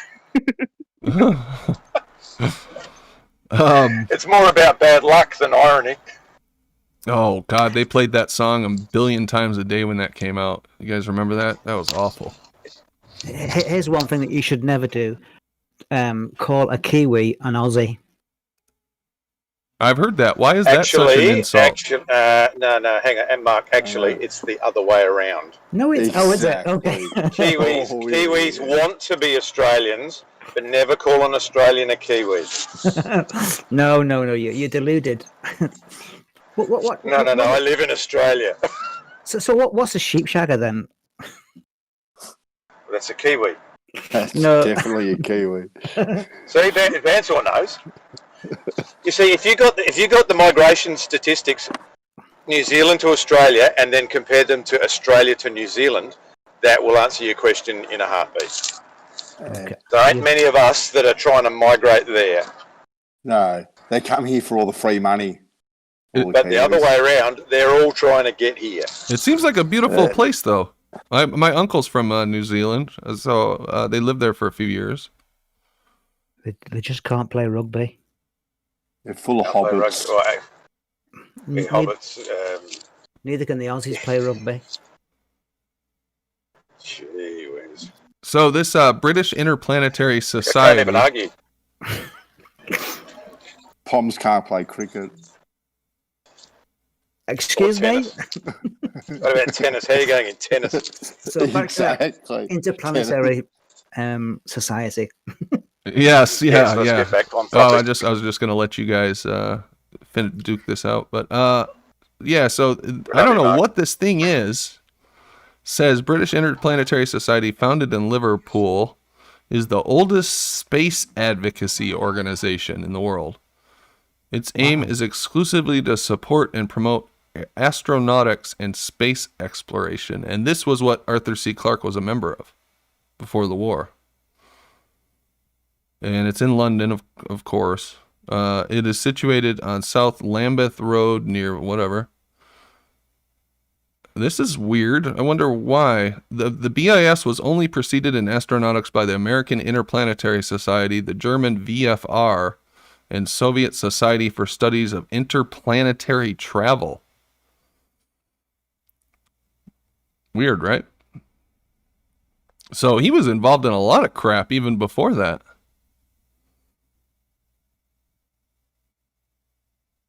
What's this say? R.A. Smith and Harry Ross M.N.E.N.G. were the aerospace visionaries named on the original patent. Some navigation mechanism. Illustrated the 1947 book, The Exploration of the Moon, showing the first ever conceptual orbital satellite, text by Arthur C. Clarke, which is said to have inspired both John F. Kennedy and Stanley Kubrick. That's weird that those two are named together as being inspired by this exploration of the moon book, isn't it? Stanley Kubrick and Arthur C. Clarke were buddies. I think Kennedy was going to blow the whistle. I think Kennedy might have been able to figure out that we couldn't go to the moon, and he was going to blow the fucking whistle, and they killed him. That, or he was going to shut down the central banks. Either one. Take your pick. Yeah. That's a bit wild, isn't it? I mean, John F. Kennedy said we'll land on the moon before the end of the decade, didn't he? Yeah, he did. You've heard that speech he gave. That was very. You remember that speech he gave with all those keywords in it? What do you mean keywords? You know, Kennedy, I don't care about all these nice pictures of him on PT 107 and all this shit. His dad and grandparents were mafia. They worked in the booze and they worked with the Brofman dynasty. They were bootleggers. And all this bootleg money got him elected via the mafia. And it's his connection to the mafia and going after them with his brother that got them both killed.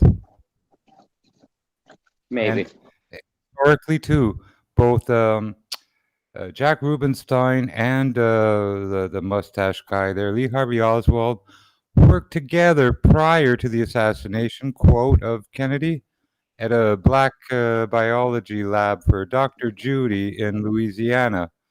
She was murdered, probably by Jack Ruby. But anyway, it's all scripted. We're watching a show. Yeah. Yeah, I believe that. It's a show, all right. This is weird. I'm just reading what these guys did, but I find it strange that John F. Kennedy and Stanley Kubrick are both mentioned as being inspired by the same book that's connected to Arthur C. Clarke and his invention as a science fiction writer and a member of this Interplanetary Society of the Satellite. It just gets weirder and weirder the deeper you dig into this crap. If I'm not mistaken, isn't Neil deGrasse Tyson the head of the Planetary Society now? I think so. Yeah. Oh, is this thing still going? British Interplanetary Society? Well, all of them. And like I say, our Planetary Society, whatever, or I guess it's the World Planetary British, but I don't know. But Neil deGrasse is on top of that. Okay. And one is set up way north Bill Nye. in Canada here. It's on a little island and stuff. It's their lookout point for whatever they're looking at for this Planetary Society. Who was that I heard? Kosho? What's going on, Kosho? Yeah. What do you I think you might be thinking of Bill Nye. Bill Nye, he's the head of Interplanetary Society? Last I checked, yeah. Oh, okay. I didn't even know there was such a thing, to be honest with you. But what do you think about all these weird connections with science fiction and the space program? It sounds like a good old boys club, doesn't it? No. It sounds like it makes perfect sense. Like science and science fiction have a positive feedback loop in which science fiction obviously is made by writers who are fans of science and fiction, so they write about it. And scientists who read science fiction are often influenced by what they read. And so they have a positive feedback loop in which science influences science fiction, and science fiction sometimes influences science and engineering. Yeah, I agree with you. You've got like the cult following of Star Trek and Star Wars for over like 40, 50 years. People grew up on that as a diet from early childhood to adulthood, and they're so susceptible to believing that it's true. Yeah. And then you end up with the iPhone, which is what do they call that thing from Star Trek? The little communicator thing. Communicator?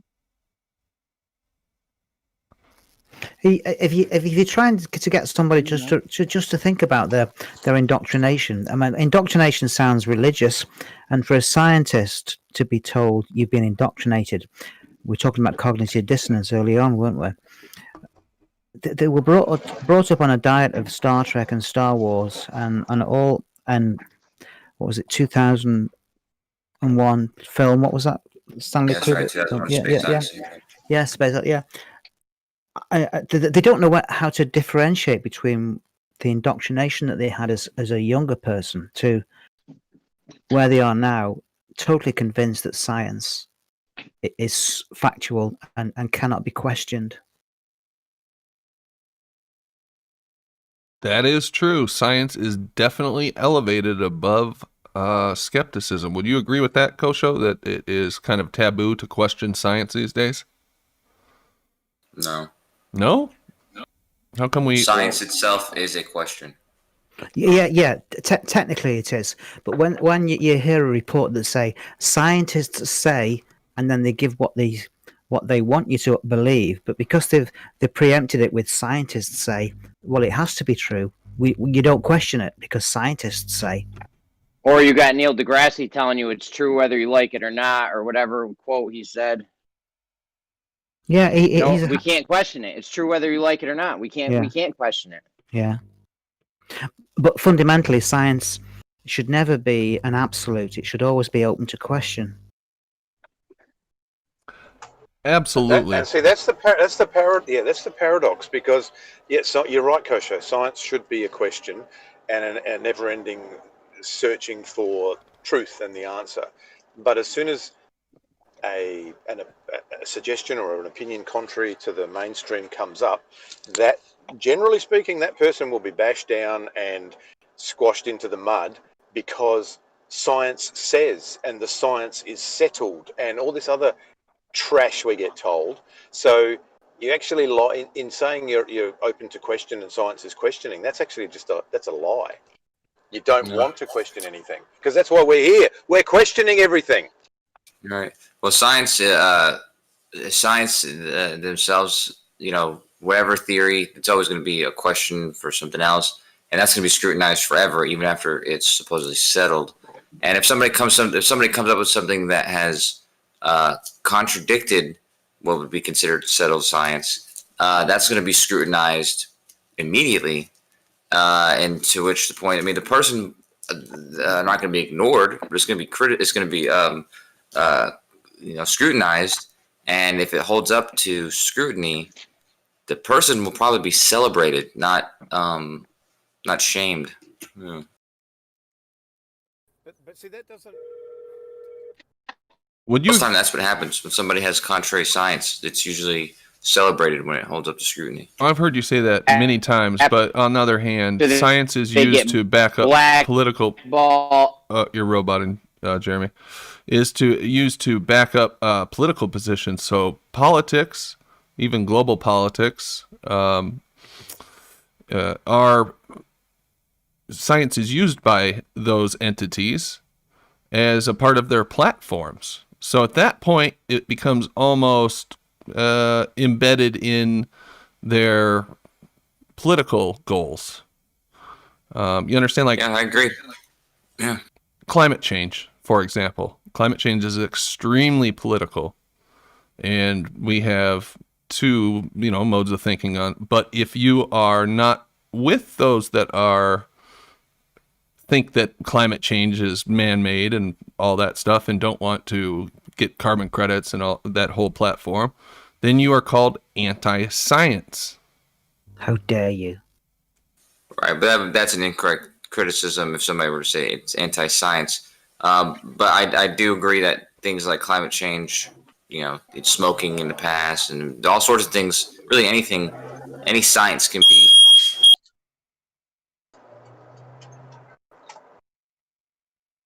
I don't know, fire alarm went off.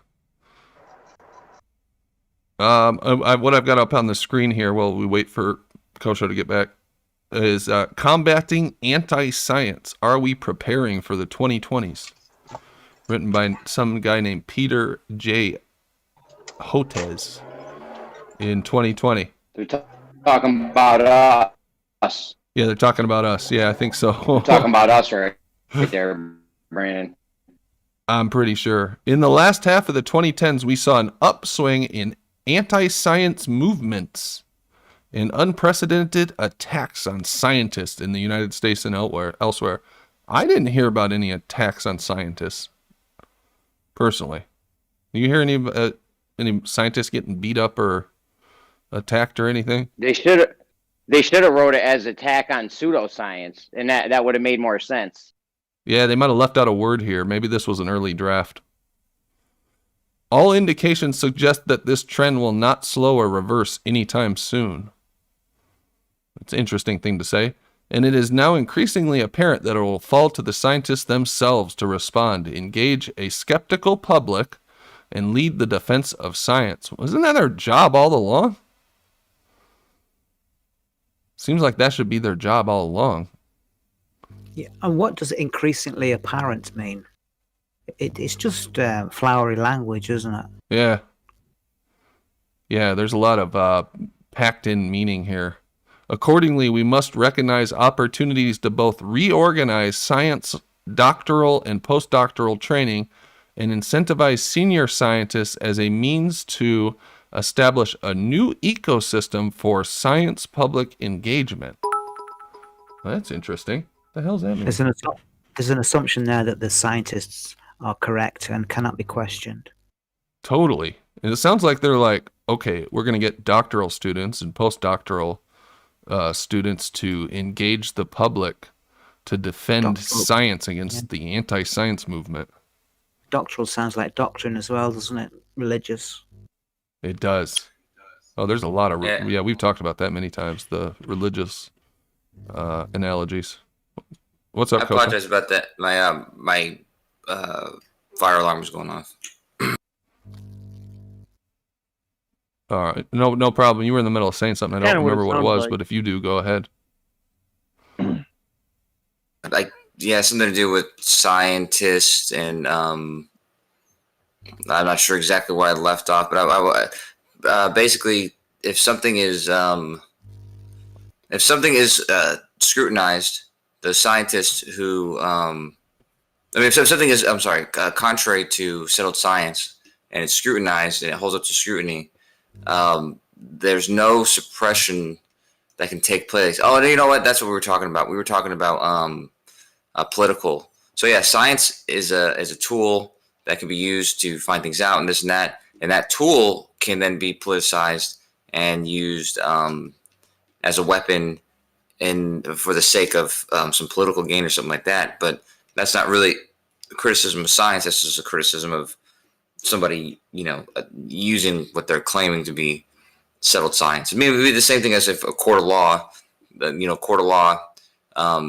if they rule for or against something, or have evidence for or against something, they can use it to substantiate their case, whatever that case may be, Maybe, but scientists work for tobacco companies and big oil, and they work for all kinds of institutions. They get grants from, patrons who expect them to do certain studies. I mean, there's lots of avenues where science can be co-opted by individuals for their own gain. That's not necessarily someone just picking up a science book and going, well, this is settled science, I'm going to use this. The philosopher Karl Popper pointed out that the flaw in the scientific method is that science is conducted by humans, and humans are corruptible. Humans have a bias. Humans want to confirm what they already believe. Yeah, good point. The next sentence that you're going to read there, if you're going to carry on, it uses the word assault. Now, if you think of assault, it's violence, isn't it? Oh yeah, totally. This language is really hyperbolic. Yeah. Such activities may become essential if the assaults on our profession continue or expand. Talk about playing a victim. Oh, I've been assaulted. Oh, I'm a scientist. Don't question me. Attacks on scientists, and now essential if the assaults on our profession. What the hell is up with that? It is kind of a victim complex. Today, yeah.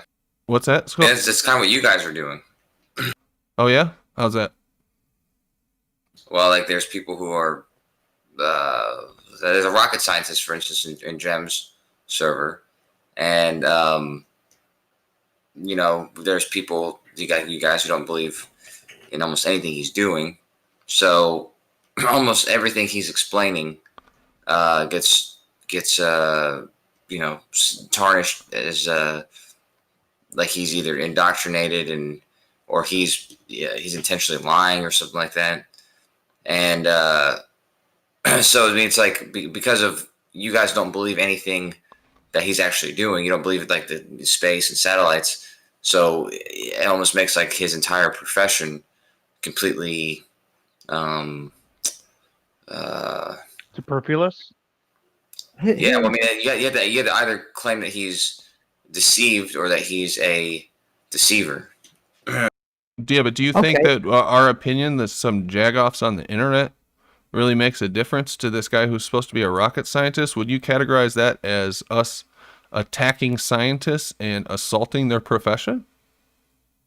Yeah, so in the case of flat Earth, there's very little, numbers, flat Earth, the community, and so there's not very much influence. But there are other movements that are bigger than this. Anti-vaxxers could be another one, or something like that, where there's people with political power who share some of these beliefs, and they actually do have the influence to, undermine the work that they're doing, and influence other people.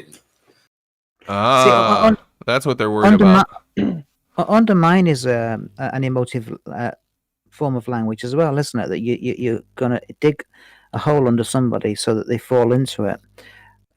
I think we need to be a bit more generous about the way we term our language. Well, what he just said though was somebody who has a different idea being able to influence others. That's the problem. Yeah, they don't want someone who thinks differently to be able to influence others. And that's exactly what they want to remove. Mic check. What's going on, everyone? What's up, Matrix? That's not an issue, though, is not having a different of opinion, but specifically the undermining is what I said. So it's like a person who's gone through the rigor of studying something or coming to some conclusion, and that entire process being undermined and made to seem invalid just by the words of somebody else, because of their influence or whatever. That is a bit dangerous, sure. Yeah. Dangerous to who? Okay, and what can we undermine if there is empirical science to back up what they're saying? Like I said, we're just some jagoffs on the internet. Even if a politician picked up and said, "This flat Earth, we want to stop these rocket programs." I mean, you guys should be able to prove everything you're saying, and these rocket scientists should be able to prove everything. So what's the problem? It shouldn't bother them, really. It should shrug off. They can't prove shit because they're doing pseudoscience. Can I ask what is it exactly that he does? You can see it occurring right now as we're speaking, because it's not the person itself that's being undermined. It's the entire process, and this entire process is what should have been cemented as valid. The process of scientific validation, all sort of stuff, and it is valid. They're not using it. That's the problem. That's exactly, you're displaying exactly what I'm saying. Kosho, can you specify what is it exactly that he does? Yes, they don't like that people disagree with them. They don't like that people aren't just Kosho, we're under no obligation to just doing fall what they into want, line thinking with like what they you think. think. Yes, I'm aware that that's the problem. I'm saying that there's a good reason to not think like they think. Their way of thinking is a bad way to think. So whatever he's feeling about other people thinking that about him and his profession, he should feel that because he's doing a bad thing. Kosho, can I ask you, what is it exactly that the rocket scientist does? Of correctness. A specific guy named rocket scientist. He sends satellites up to space and monitors. I think he. Oh, you're talking about Phil? I don't think his name's Phil. No. But yeah, he collects data and he sells it to people who need it. But in the realm of rockets, what is it exactly? Does he get to manufacture a part? Does he see the actual rocket, or he just deals with data? He just deals with the satellite itself. I'm not sure that he actually launches rockets. So you're saying that we're undermining him, but you got to understand, unless he personally deals with the rockets and he personally presses the button, or he personally locates the rocket where it's going to launch. He's just a guy running data. He's just a guy making a part. What he believes is irrelevant. He's doing his job. I gave him as an example. I'll give a more appropriate example that you can understand. A person who actually does science and collects data, like let's say, I don't know, somebody who works at CERN and they're working with quantum mechanics and their subatomic particles and things like that. And the process in which they do that. Actually, you know what? I have a better person. This guy called Chronic, and he studies exoplanets, and he uses gravitational microlensing, which is a product of general relativity and gravity and space-time and all that stuff. And he uses that to detect exoplanets. This is a really strenuous process that's it's scrutinized, to a very high degree. So they don't just make guesses. They're actually scrutinizing all the data. And Really, Kosho? You do realize that the majority of science is a guess, right? 2 pixels is a planet, Kosho. This is exactly what I mean about undermining. Undermining his work. Undermining 2 pixels is a planet, Kosho. Come on, man. Well, we laugh at these people, bro. Yeah, you got to be realistic. I mean, Kosho, what we're talking about, he's talking about discovering exoplanets and gravitational lensing and all crap. I mean, to the layman, you could just say, he's looking at tiny lights in the sky and making stories up about what's going on out there. He's just guessing. Not even, Brandon. 2 pixels. Literally, all science. Most of science is guessing. Literally, it's ridiculous. I could claim right now that I've spent the last 20 years researching teleportation. Nope. And anybody would be free to say that they don't believe in teleportation and that I'm a crackpot. It doesn't matter. Either I can prove that I can teleport or I can't. What they can't prove is that those planets are there. All they can do is show images. Yeah, but you guys are just not even images. Yes. We are displaying exactly what we're talking about. We are critical. So, Kosho, you're saying that there's something else? Guys, we've got. Are you saying that there's something else more than just images? Are you saying that there's something else more than just visuals? Hold on, guys. Hold on. Everybody, listen to me for just a second. We've got like 5 people coming at Kosho at once. We got to at least give him a chance to respond in between someone else picking up the conversation, or else he's just going to get stepped on. So let's just slow down a little bit. We got plenty of time. It's an interesting conversation. Go ahead, Kosho, and then Matrix, you can follow up. Yeah, I'm glad that because we had a conversation with Chronic the other night, and he went over what he called the tip of the iceberg, or the just not even scratching the surface, and it was still very scrutinous, detail in which they're going over this data. And then none of it is a guess, and none of it is an assumption, or not an assumption. None of it is with some vague uncertainty. It's all taken to a very confident level before we make these claims that they're actually a planet. And like I said, there's a lot that goes into it, and I understand the skepticism that you guys are having, but a lot of you guys are also flat out claiming what he does already without knowing it. And this is exactly my point, is that you're painting what he does as one thing. It's not what he does. And you're making it appear invalid for that reason. And this is probably what that guy was talking about that you're reading from, that says that they're being undermined, or whatever he was saying. I said undermined, but whatever he said. All right. So my question, other than the visuals, right? Other than the looking through a microscope or whatever tool they use to visualize these things, do they have anything else other than that and some calculations? No, they have. So he, like I said, he scratched the surface, but we'll just look at the images that he's looking at. They look at the images of this. Let's say it's a star. They look at the brightness, the magnitudes at different times, and there's. So the first thing you're going to notice that's going to appear your ears will perk up is when there's a regular cyclical dimming. So if there's something cyclical happening, then you can kind of already be on the path of, trying to determine if there's an orbit there. And then he was describing how the magnitude of that light is going to be at certain amounts dimmer or not dim at different rates. Like he was describing like the moon going around the Earth. You can imagine like on one side of it, you'll have a crescent. The other side, you'll have a crescent. When it's in front of it, it'll be blocking some of the light. And it's behind it, there won't be any light added. And so you can imagine that if you have regular intervals of these dimmings and increasing of light, and it's happening in a cyclical nature, this would give you the idea that there's an object orbiting this star that you're viewing. And so that's one of the, to me, that's one of the biggest evidences that would be a star there. He said there's a lot more, a planet there. He says there's a lot more that goes in. Gives you the idea. Before we can interrupt and say, fuck, what's this bullshit? And how long are you going to fucking utter it before someone says, what the fuck are you babbling about? I'm holding my tongue, Jimbo, only because of Brandon. So am I. Most of you going fucking crazy with this shit, listening to this fucking nonsense? Well, we need to point out what the nonsense is. That's the thing.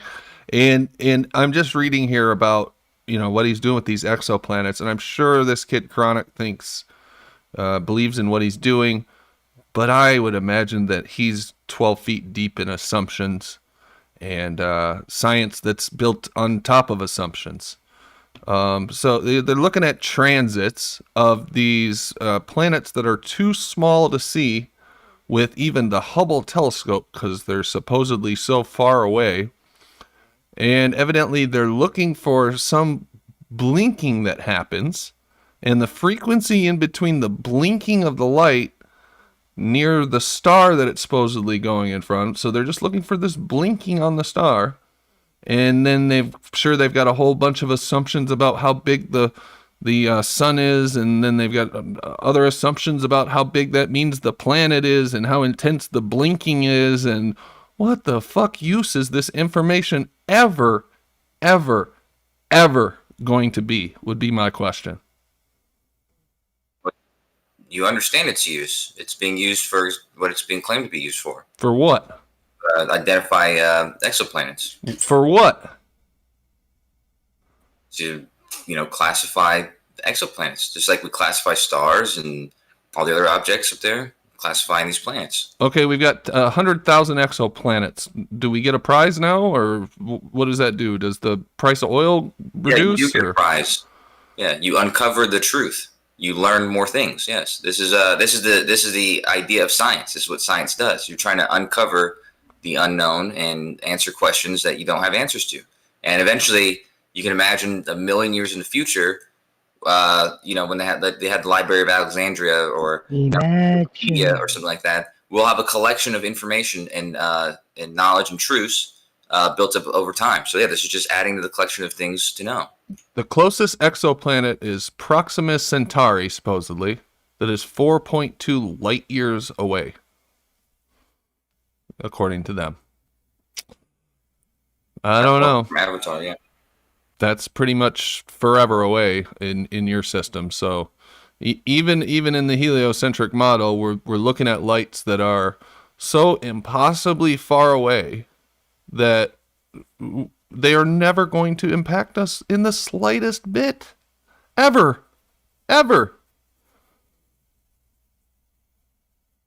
If you say so. I mean, people, I'm sure people said the same thing about, ships that can sail across the ocean. People thought maybe you couldn't get across the ocean or something, but at least that's on Earth. That's not a little twinkling light in the sky. Yeah, but people didn't even know about Earth at that time. They only knew about the information that the depth of the knowledge it only increases. So, people back then probably wouldn't even have known what the extent of the Earth was and the farthest that you can go, and would have thought it was, people were crazy for thinking that you can go across the ocean. But the older maps show more land. Wait, don't let him lead you down this analogy, Paige, because we're not talking about something. Yeah, he's saying they know more. Yeah. It's rubbish. They knew more before. We're not talking. Like all the buildings we can no longer build. Pyramids we can no longer build. Like what? I know, but hold on a minute. We're not talking about stuff that we can touch and feel and that's on this planet right now. We're talking about somebody who's spending their lifetime counting the twinkly stars that are forever and an impossible distance away and telling us stories about what they're like, because I've heard his stories, how hot it is there, what's in the center, what must be in the core, what the atmosphere must be like, of things that are supposedly 4.2 light years away at least. And how far is a light year, Essie? A light year is the time it takes light, which travels at, I think, 285,000 miles per second to reach there. Don't quote me on the exact number, but it's a freaking long time. As long as light takes to travel in 1 year. It's about 6 trillion miles. 6 trillion miles. So we're talking about 24 trillion miles at a minimum, these blinking lights. Now, if we can't criticize a science like that, or an activity, a human activity like that, and question the assumptions about the counting and storytelling of blinking lights 24 trillion miles away, there's a fucking problem. You got a religion and not a human activity, because everything that we can criticize the garbage man, and he does more for us than Chronic's ever going to do for us. So you're just strawmanning people then? Am I? Because is somebody telling you that you can't criticize that? Well, that's what we were reading, and that's what we were just talking about. And it's being what we do is being categorized as attacks, and you were taking up the defense for this language. It sounded like maybe I'm strawmanning you. Let's be specific then, because this is what I stated. It's criticism in science or scrutinizing science is not is not wrong to do. That's the right thing to do. The wrong thing to do is to know next to nothing about a subject and then spout the invalidity of it without learning about it first. And that's what you guys are currently doing about the subject we're talking about. What, like no. And this is the fears, with and this flat is Earth. what's They know being nothing discussed about as what we undermining and the think. fears he's talking about, the attacks. I don't need to know anything about the guy who plays 3-card Monty to know that he's ripping people off. Yeah, you do. You have to know what 3-card Monty is to know that he's ripping people off. Well, I just learned what this is, and you told us about it, and I've heard him talk about it, and I just read what exoplanets are and how far away they are. I think I know enough. Yeah, if you knew exactly what these guys do, which I'm not even an expert on. Chronic would have to come in here and talk to you about what he does. But yeah, if you knew all the fine details of it would still be a the fairy confidence they tale. have in certain data that they're claiming, and because they're very honest about their confidence level, so I don't think any of it is invalid at all. Okay. Yeah. It's the modern equivalent of figuring out how many. It doesn't make how it many. True. It's the modern confidence. It's the modern equivalent of figuring out how many angels will fit on the head of a pin. That's my. Not. It is. I know that you're saying that, but this is exactly what's being said when they say that there's been these attacks. Yes, it's not. Yeah. What it is it's an honest it's honest discovery of information, and it's honestly portraying the confidence level that they have in it. They're not saying that they know this for an absolute fact. They're saying the exact confidence that they have in it. What confidence level do they have in it? What's the confidence? Is it 5%, 95%? What's the confidence level? Most of the time they have the Six Sigma thing, but I'm not sure what each specific find is going to have a specific error bar. Let me ask this: is having reasonable doubt let me ask a this. question? Is go. that attacking? Wait, hold on. What percentage of confidence do they need to be at before it is considered we are undermining them by questioning it? Where's that line? Nobody's undermining it by questioning it. Once again, listen closely. Questioning is not a problem. Questioning is allowed, is invited. Questioning and skepticism, is that all that stuff. It would be crazy if somebody came up with a claim and said that you can't question it. That's not the problem. The problem is having no information on the subject, no knowledge on it, and then claiming it invalid outright based on your limited understanding.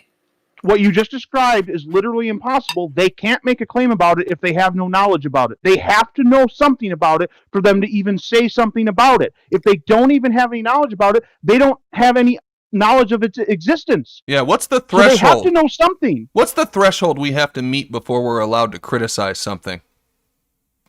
Well, for instance, when you read a scientific paper and you see a scientific experiment done, if you want to give an honest criticism to it, you can either point out what the obvious flaws in how they did their experiment, or you can repeat exactly what the steps that they took, and then you can scrutinize their results by describing how you got different results. What they don't have any scientific experiments with the shit in the sky. What's being written.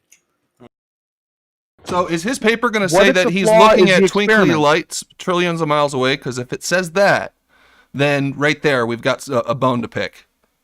Period. Exactly. If it just said that, you would expect it to be written to a 5-year-old or something, and I would honestly also have the same criticism you would have. It doesn't say that. It doesn't say that at all. It's written in a way jargon, so that it's completely understandable by people in the field. Jargon. They're not using any foreign terms. Yeah, it's understandable. It's just not true. And there's nothing missing. If there is something missing, it's not going to get accepted into any of these journals that they're getting accepted into. The verification is missing. That's what's missing. Kosher, you just said that the people in the field, if I want to validate my paper, I will send my paper to the people in the field who already agree with me. The peer review is fundamentally flawed. You will send your paper to people who wear the same coloured tie that you've got. Whenever you find, Chronic was telling us about the exoplanet findings. So when you find a new exoplanet, there will be nobody who agrees with you because you're the one who found it. Unless they found the same one you found, then maybe they would agree with you. They would substantiate what you said because they agree with you because they found the exact same thing you did at the same time. But generally, it's found by a single team, a single person, or something like that. So it's not. It's no one has any incentive to substantiate somebody else's finding in that regard. But that doesn't make sense. There's an assumption there that it is actually a planet. So you are talking to people who already agree with you. Well, I wouldn't say an assumption, but basically what you're finding is that there's an object of said size, and in some cases they can determine the mass. Size? So you can determine these things, the mass and the size, and then you would then infer that it's in planet. How do you do that scientifically, Kosho? We already described that page. You must have been away. Scientifically. How big it twinkles. If you rewind the tapes, I think you'll hear when we went over that. And you're going to honestly say that's scientific to you, that's validation for you? Absolutely. That for scientists and for most did people. Did they ever check with any other hypothesis or any other theory? Did they check it against anything else, or did they just assume they were that far away and assume the blinking meant these things? Did they ever check it against another idea? That's how science works. Is if somebody has another hypothesis. But you're saying we can't. If somebody has Paige, I waited for you to finish. If somebody has another hypothesis that is contrary or different than the one of the exoplanets, and maybe someone thinks it's something else, and they have reason to believe it and evidence, then they put their information forward, and it goes up to scrutiny. And if it survives the scrutiny, they won't even get read, because if they don't say it's a planet and it's in space, then immediately they're discredited and said, no, you're wrong. Yeah, that's not how science works. You don't just make a claim and you see how ridiculous or how not ridiculous it sounds. You make a claim, you show evidence. If the evidence is substantial, then there's nobody can say anything to you. You can't say anything to somebody who has evidence for something. Just look at the guy who's getting the DNA out of the mud fossils. They won't even look at his evidence. Okay, I'll make a claim and I have evidence. I claim that what they showed as a planet is bull, and my evidence is their own, what they showed is 2 pixels. I call 2 pixels bull. That cannot be a planet. How's that, Kosho? That's exactly my point. This is exactly what Brandon was reading about when he said that the fears that scientists were having about the attacks, and this is the fear. Displayed for you. Well, they should be scared. They should be scared, exactly what he just said, which is tantamount to, I don't believe this because it sounds silly, even though I know next to nothing about it. What next to nothing? What are you talking about? We're talking about 2 it's a pixels. Good start that it sounds fucking They're stupid. saying a planet is 2 pixels. Guess what? And how do you differentiate between a big sun and a planet at whatever distance you say? Right now, everyone will just listen to me for a minute. They have discovered a 6-pixel red lobster in space. Huh? Well, you have the 2-pixel exoplanet. They found a 6-pixel exoplanet that looks like a little lobster. Is that real? I'm kidding. No. Oh, okay. When I say 2 pixels, I'm not joking. I'm serious. We used to have. Okay, but listen. An attack or an assault used to have is an fights about action. the That is a smallest positive art action. we could make. Disagreeing or not believing what someone says is not an action. It is a lack of a thing. Those two things are not the same. They are not even similar. Hold on. Go ahead, Jimbo. Finish. Yeah, we used to have fights about, with ASCII, you have an 8x8 grid to make your characters on for letters or whatever.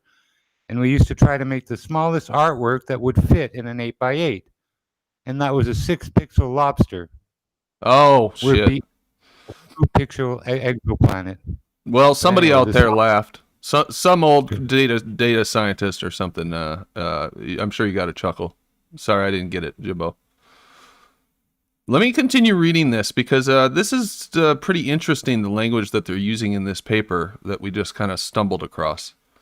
The last decade was remarkable for a rise in anti-science activities, especially in the areas of climate change, air pollution, synthetic chemicals, to name a few. That's interesting, the ones that they mention, isn't it? It's true. There is Very interesting. a rise in anti-science activity in those areas. They keep claiming that our Earth is going to be destroyed. So pretty much whatever is funded by the cabal is whatever isn't funded by that is a conspiracy theory. There's a presumption there that the climate change has been a settled discussion. Oh yeah, for sure. And I think what they're talking about with the synthetic chemicals possibly is the lab-grown meat and what is it called? Genetic engineering. That's another one where they say that, oh yeah, GMO is safe, and you're anti-science if you question GMOs. I've heard that. And then they finish it off with, to name a few, so there must be a lot more. Yeah. If that's the few, there's a bigger picture as well that these anti-scientists are ignoring. It's totally emotive language here. It's not scientific. I agree. But notice that they never show the actual work, just a lot of words. Never the actual work, like documents of the things that they're doing. Yeah, give us the evidence. Support this sweeping statement. That's what a paper is, man. But regardless, what you're If they had the evidence, they reading wouldn't about right now. these people questioning. All right, what you're reading about right now is earlier we talked about how science can be used politically. Even though science in itself is a method, someone with political motives can use some certain scientific findings to further some political gain. And we guess we were looking at that in the on the side of like the mainstream science and mainstream narrative, but you're forgetting that it goes both ways. And there's people who use false, sciences, like there's claiming that they've done these experiments or this or that. They have like perpetual motion machines or some remedy that will heal you, but it's actually just bleach.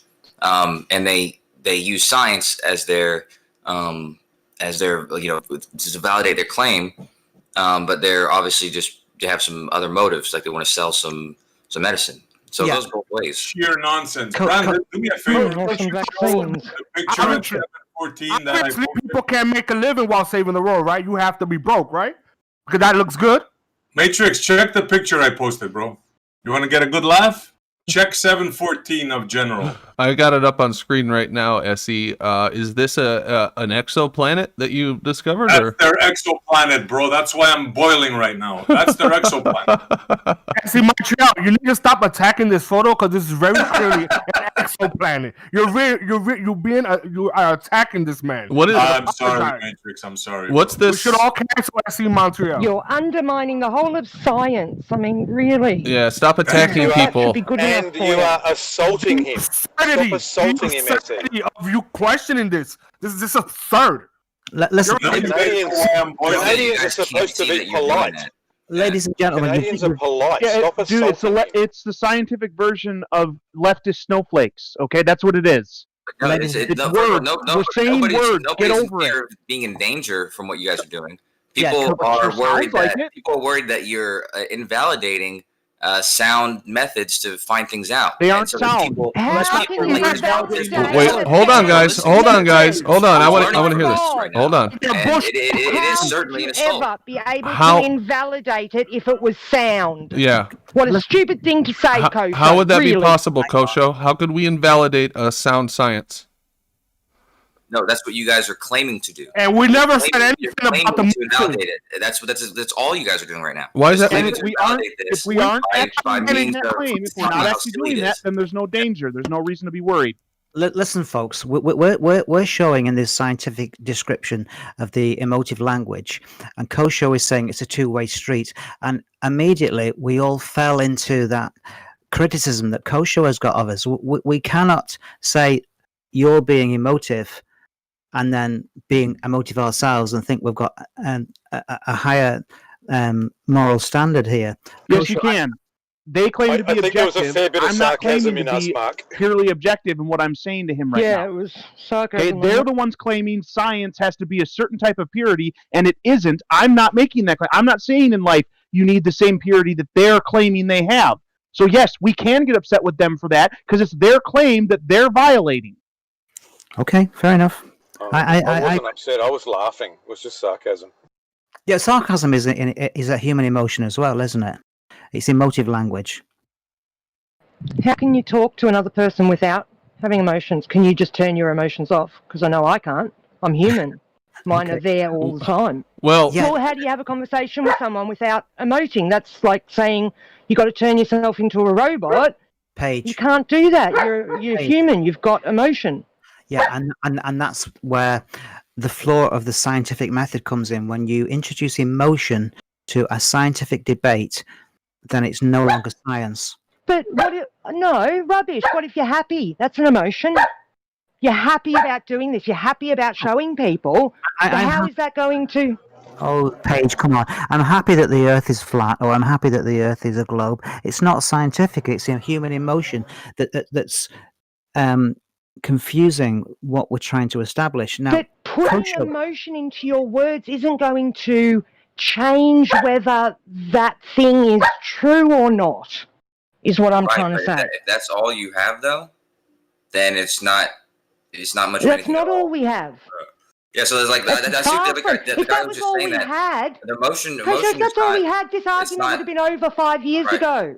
It's not that emotion It is wouldn't have not just allowed. grown and grown and grown. Okay, it's not that emotion is not allowed. It's just that it shouldn't be influencing, the method and stuff. So you should never be happy about something you publish. You shouldn't be excited. You shouldn't have any emotion at all. That's terrible. Hang on, It's Paige. almost like you don't listen, Paige. This is why people get frustrated with you. I just told you that it's not allowed. You can have emotion if you like. It shouldn't be influencing the method. That's all. When I get all the chemicals, I'm real happy. I feel great joy. Well, I think pride would influence people to do things Exactly, in a certain way, or just fucking greed. But pride may Or also greed. Pride may also. In both those cases, you would say that what I'm those saying is I are don't think detriments. it's possible to do that. Yeah, to tell people they can't, they've got to take all emotion out of, or as as much as possible. Fine, but you don't want people to be worried about whether they sound, a bit annoyed or a bit passionate or a bit excited or whatever. You should be adult enough to have a conversation and listen to the words rather than the tone. Or I guess somebody had already agreed with you, and we're just still talking about it for some reason, right? Able to listen to that stuff. Yeah, I think you guys are kind of talking past each other a little bit, Paige and Mark specifically, because I get Mark's point is that we're reacting with emotion to this guy who's spilling out these emotions, calling us anti-science and all this crap. But at the same time, I don't. Mark wasn't saying, at least he can correct me if I'm wrong, that we should go around emotionless when we're talking about science or flat Earth or whatever at any time. I just felt that Kosho made a valid point that we're doing exactly the same thing that we're pointing out in this document that you're presenting here. Okay. Well, let me. This is kind of where this person's coming from. I think this will sum it up here. One of the most prominent and visible anti-science movements is active in North America and Europe and focused on discrediting vaccines. As both a vaccine scientist and autism advocate for my adult daughter, Rachel, I have been targeted by anti-vaccine activists for more than 2 decades. So he's got some personal issues with the anti-vax people, it sounds like. However, these harassments accelerated around the time leading up to the 2016 presidential election campaign. Now he's bringing politics into it, and then reached new levels in 2019 as public health deteriorated due to declines in vaccinations. He hasn't supported that. Or maybe he has 5 to 7. Maybe we need to look at that. Is he supporting one of them is something vaccines or he not? wrote. And, it's a court case. And CDC. It just indicated he got like more depressed because of the decline in people taking vaccines. Pretty sure that's what that last part was saying. Yeah, and here he's given a first-hand account, so maybe our criticisms of his emotion in this weren't fully justified because he has given a first-hand account. But it is indexed like a scientific paper. Be interesting to read this whole thing sometime, see where this guy's coming from. Because I agree, I think there are anti-science. I think, like Kosho pointed out, a good example. The doctors who came out and said that smoking cigarettes is good for you. That's anti-science. People who are bought and paid to fake data that shows that human activity drug. is Thalidomide. Thalidomide, that's a good one. Those are anti-science, and I am against people using science for political and deceptive purposes personally. But I also think that all science should be open to criticism of any kind, even if it's me just saying that all you're doing is counting twinkly lights. I know the guy thinks he's doing something important, and I know a lot of people, a lot of scientists think they're doing something very important, but when you're standing on a heap of assumptions and what you are doing it is really unverifiable, to me, that's not science. I would call that pseudoscience. And if you try to call yourself a scientist, I might have a problem with it when you go around telling people the truth, but as long as you disclose what you're doing and you the assumptions you have, I guess it's okay. You know, it might be interesting for you guys, maybe you, Brendan, or whoever wants to talk with Chronic about this sometime, because it was 2 nights ago, I think, that we had this conversation, and Jeremy was there, but Jeremy ended up, I think he came over here before we were done, but we talked to Chronic in depth, and he was telling us in detail how this data is scrutinized, and he said that it's just scratching the surface. And when you talk about validating this stuff, I gave you one evidence for the exoplanet thing, but once they have that one evidence, they then collect other evidences of it. And he was talking about some sort of radio, some radio signal that they get from it somehow. I'm not sure exactly how that works, but they do other things than just this one process, and they have to further validate it. And throughout the entire process, it's always going to be up for scrutiny, and he always has the opportunity to be delegitimized. Yeah. Fair enough. Did you hear the? Oh, Mark, go ahead and respond to that because I'm going to change the subject. Go ahead. Yes, if something is established as pretty much factual for maybe 10 years, and then somebody comes along after 10 years and say, well, hang on a minute, this was missed. Oh, no, we're not going to listen to you because you're anti-science. And then the personality attack comes in by just saying you're an anti-science denier, or you're a science denier. Can you not see that it's still not 100% dependable? It's an easy thing to say because somebody comes up with an opposing opinion. You're just a science denier. Well, criticism. That's a valid point. Well, criticism and a criticism backed with evidence are two wildly different things. And so, I mean, whereas a person who criticizes something 10 years later and says you missed something could be, themselves scrutinized for doing that. A person who says that you've missed something and then presents evidence of this is going to get scrutinized probably to the point of being validated, which would invalidate the other claim. So this is how the process works, and it's a very important aspect of it. Yeah, on paper it sounds brilliant, but once human emotions come in, and we've demonstrated human emotions even in a scientific paper, it comes in. It's such an easy throw at somebody to say you're a science denier, and that's the debate finished with. Yeah, see, Yeah, science sorry, denier Mark and is the Kosho, same. I Is in You the don't same need evidence to category. prove why you don't believe something. That's not how it works. Yeah, you don't know. You don't. You The don't term- have any evidence to tell people why you don't believe something. But if you're going to Exactly. claim something, you need to have evidence. If you want anyone to Right. believe you, So if they're going to well, claim no, something, see- and even if they provide evidence, if it's not verifiable, credible, and repeatable, there's nothing wrong with saying, no, that's not true, and then not providing any evidence for that. You don't have to have evidence for, no, that's not true. They have to have evidence for, yes, it is. Right. exactly. You're right. The things- term science denier has been confected just like conspiracy theorist. It's intentionally thrown around as a derogatory and demeaning term, when in fact it's self-contradicting, because science is questioning and querying and investigating. So to question and query and investigate, you're not a science denier at all. But that term is just used to throw mud at somebody who's bucking the system. Yeah. Sure. I suggest not using it then. But the other guy had. Right. I forget what you said. He said something about scrutinizing or not having to be scrutinized. Yeah, exactly. So if something hasn't been scrutinized, if some idea had come out and it wasn't tested or substantiated in any kind of way whatsoever, then yeah, you're totally valid in outright or not accepting that thing, and ultimately it's not going to be considered by anything outside of like a scientific magazine or something like that. Like Kosho, I'm going to give you an example of what I mean here. Are you familiar with the fraudulent fossil called the Piltdown Man? Yeah. Okay. That was in textbooks for 30 years as the missing link between an ape-like creature and a human being. For 30 years, how many people had gone through school and university reading and copying the textbooks that the Piltdown Man was evidence of a missing link between ape-like and human.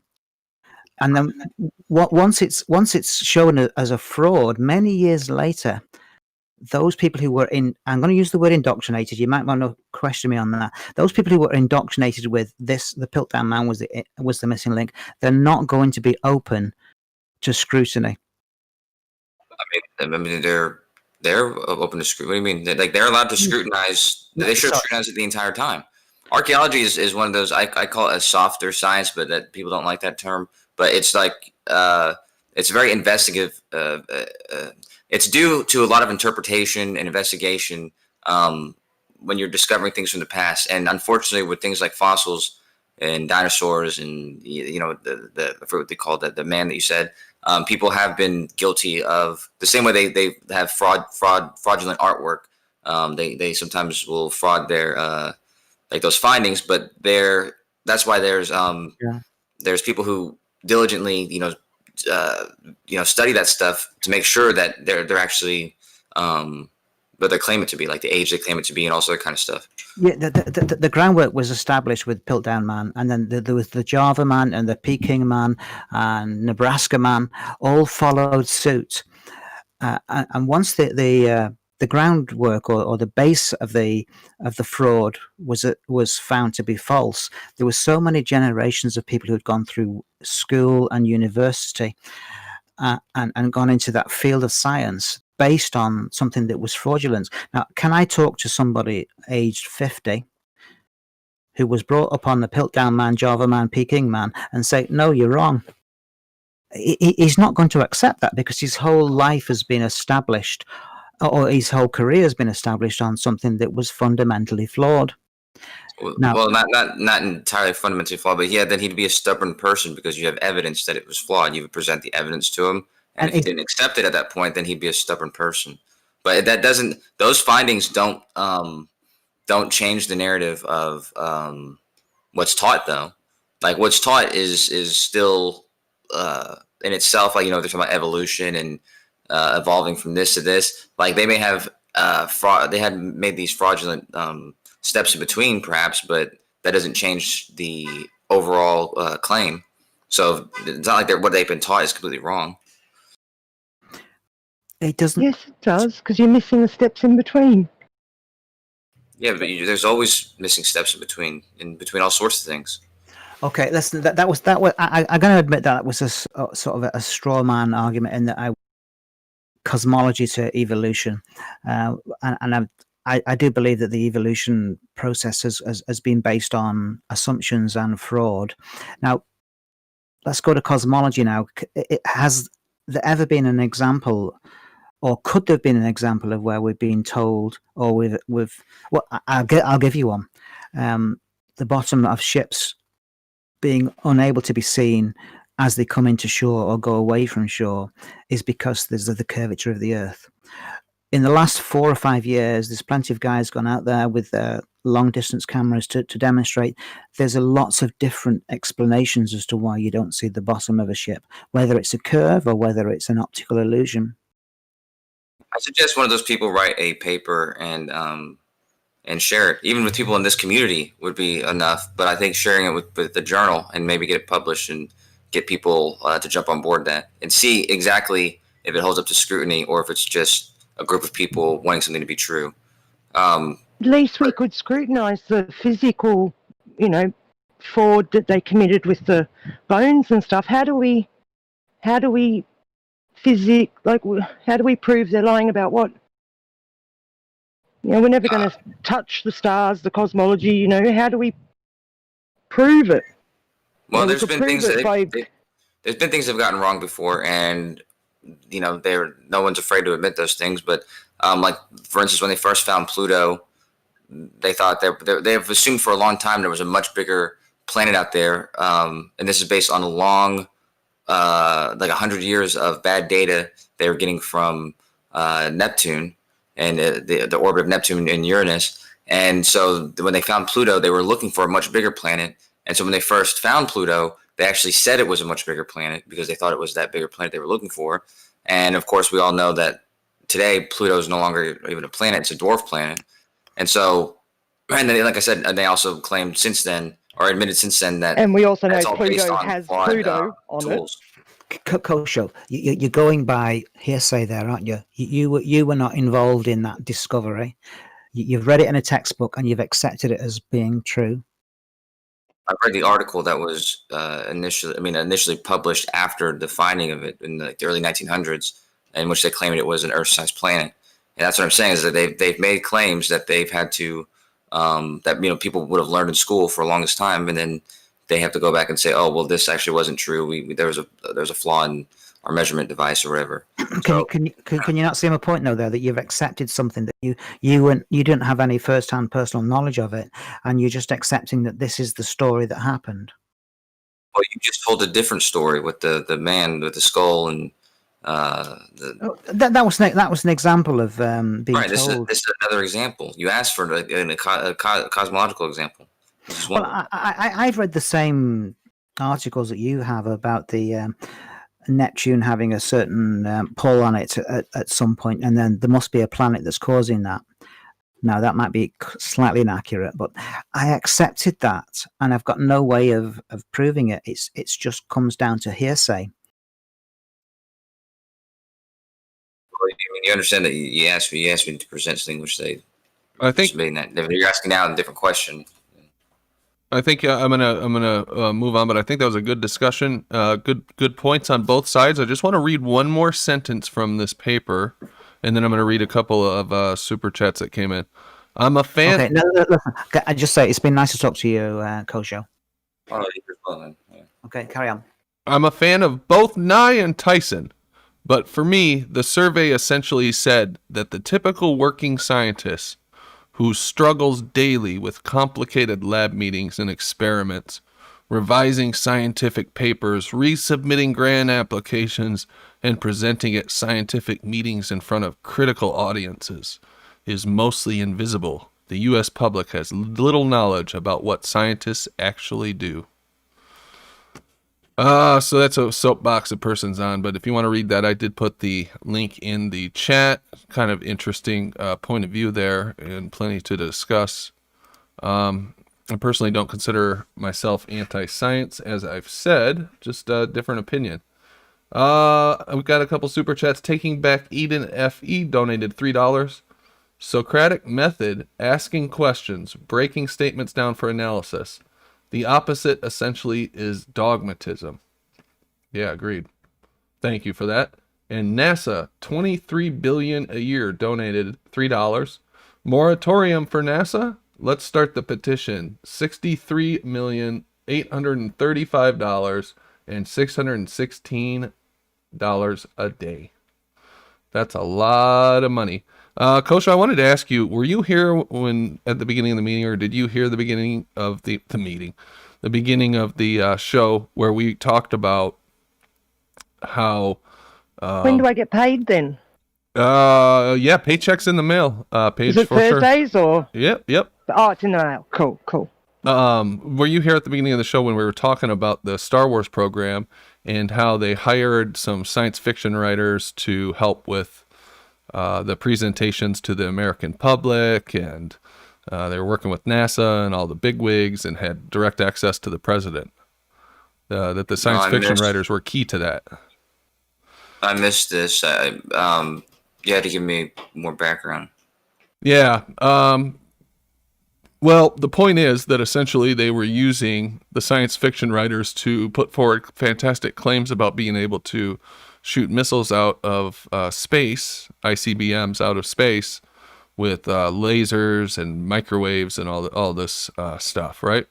A lot of things turned out to be false, but they were created by science fiction writers and presented to the public as a serious program that we spent billions and billions of dollars on. So that's just an example of where we have been misled. I'll use the word misled.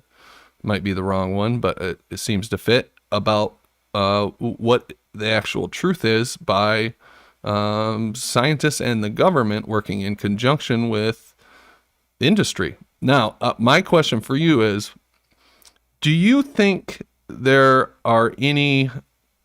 do you have any conspiracy theories about anything that's going on? Is there something that is mainstream that you don't trust or think the government or the media may be lying about? Plenty of things. I mean, everybody's, including this channel and this show right now, everybody's going to present information based on either A, their bias, or B, the narrative that they're that they're attempting to purport. So yeah, I do. I mean, there's plenty of conspiracies. Name one. Things. Name one. I can name several. I think you know several that I agree with you on. I mean, as big as as small as our involvement in, like, with ISIS and the Arab Spring and even 9/11, things like that. All sorts of stuff. I may not have the same ridiculous ideas that some of the more crazy, half-baked out there ideas are, like, there's nobody in the building, or whatever the hell people want to suggest, or nobody ever worked in the World Trade Center, or that Obama and Osama are the same person, or weird shit like that. But yeah, rational criticisms with evidence along all these subjects. Sure, I have plenty of them. That was an uncomfortable If I have question. evidence the buildings, Yeah, if I had evidence the buildings were see-through. Hold on, I don't want him to slip away. So you mentioned the Arab Spring and our involvement in it. What do you think is the conspiracy there regarding the Arab Spring and whose involvement? I was serving during this time, and there was 14 countries involved in the Arab Spring, and there was ranged from countries with mild protests or extreme protests, and countries that had complete turnovers, and countries that went into civil war. And the way in which we dealt with these countries differently, it was all very different. There was no blanket response. It was every country was dealt with in a drastically different way. As in some countries like Bahrain, where I lived, we helped the government suppress the rebellion every day by helping arm them with the police force with anti-riot vehicles and this kind of stuff. In other countries, we almost completely funded and armed the rebellion and overthrow of the government. Like in the case of NATO and the United States and Libya. Probably whatever governments were willing to play ball with the mainstream, agenda, that you helped those governments, and then any governments that weren't willing to play ball, you funded the people going against them. Yeah. Is that what you think happened, Kosho? That we were underhanded? Who do you think was doing that? Our intelligence agencies, or the army, or the government? The State Department, the intelligence agencies, You think it was the White House completely? I mean, the NATO was 75% funded by the U.S. and yeah, but I have a medal from that operation in Libya. So yeah, I mean, the involvement was clear, and the way it was reported on TV was deceitful. And the way it was reported on TV was mostly driven by, well, a lot of the media is driven by the intelligence agencies and what comes from the United States government anyway. So essentially what I hear you saying is, and I would agree with you that wasn't organic, by the way, it's pretty obvious. What I hear you saying is that the government and the media and these organizations, the intelligence agencies, colluded to mislead the American public about the true nature of what happened, and as a result, several countries went through inorganic changes in their leadership. Was that a right way to characterize it? I wouldn't have made those exact claims because I don't want to give the claim to the motivation of the media. I know that what they did was deceitful. I don't know that it was. I don't know what the motivation was, but I can. The assumption is fine. I would agree with the assumption, but regardless of that, yeah, the less than organic. It was reported as being inorganic. Rebellion in the case of Libya, but on TV they were showing the rebels fighting during the day, and what they weren't showing was when the American people were sleeping on the other part of the day in Libya, the French and American air forces were doing almost all the legwork, and any ground that the rebels were gaining were due to the like I said, the bombings and air raids of the West. That must make you then question the things that you hear coming from, and maybe the media was being used as a tool. Either way, the stuff that we heard from them was deceitful. Maybe they were being used as a tool only and weren't a partner in it, but it must make you question the things that you hear from the government and the establishment, especially when they can lead to the overthrowing of an entire government. So all I'm getting at here is, we've presented two examples. One you just presented, which is an excellent example of a psychological operation on the American public, and the Star Wars program that led to billions of dollars and God knows what else being funneled to private industry. Those are two huge psychological operations that we've seen during our lifetime and have uncovered. So I wonder how many have gone by that are not so clear, not so obvious, not so admitted to. That's why I question things, especially when it comes to any information from the government. Hey, Brandon, regarding the Star Wars program, you're misrepresenting things. I was not in favor of the Star Wars program, but I did work in some of the high energy, ultra powerful laser labs where we're developing gas, pulse gas, and dye lasers. Now, you may not be able to destroy an intercontinental ballistic missile with one of those, but you can certainly blind them with it and disrupt their sensors. And the result of that research is now helping us achieve getting closer to break even on developing fusion power. So not everything goes down the drain, goes down the sewer from some of these pie-in-the-sky research endeavors. No, I understand that. Yeah. You spend a lot of money on something and develop something useful that you can use later. I get it. But overall, George, I mean, you'd have to agree that we didn't get what we were sold.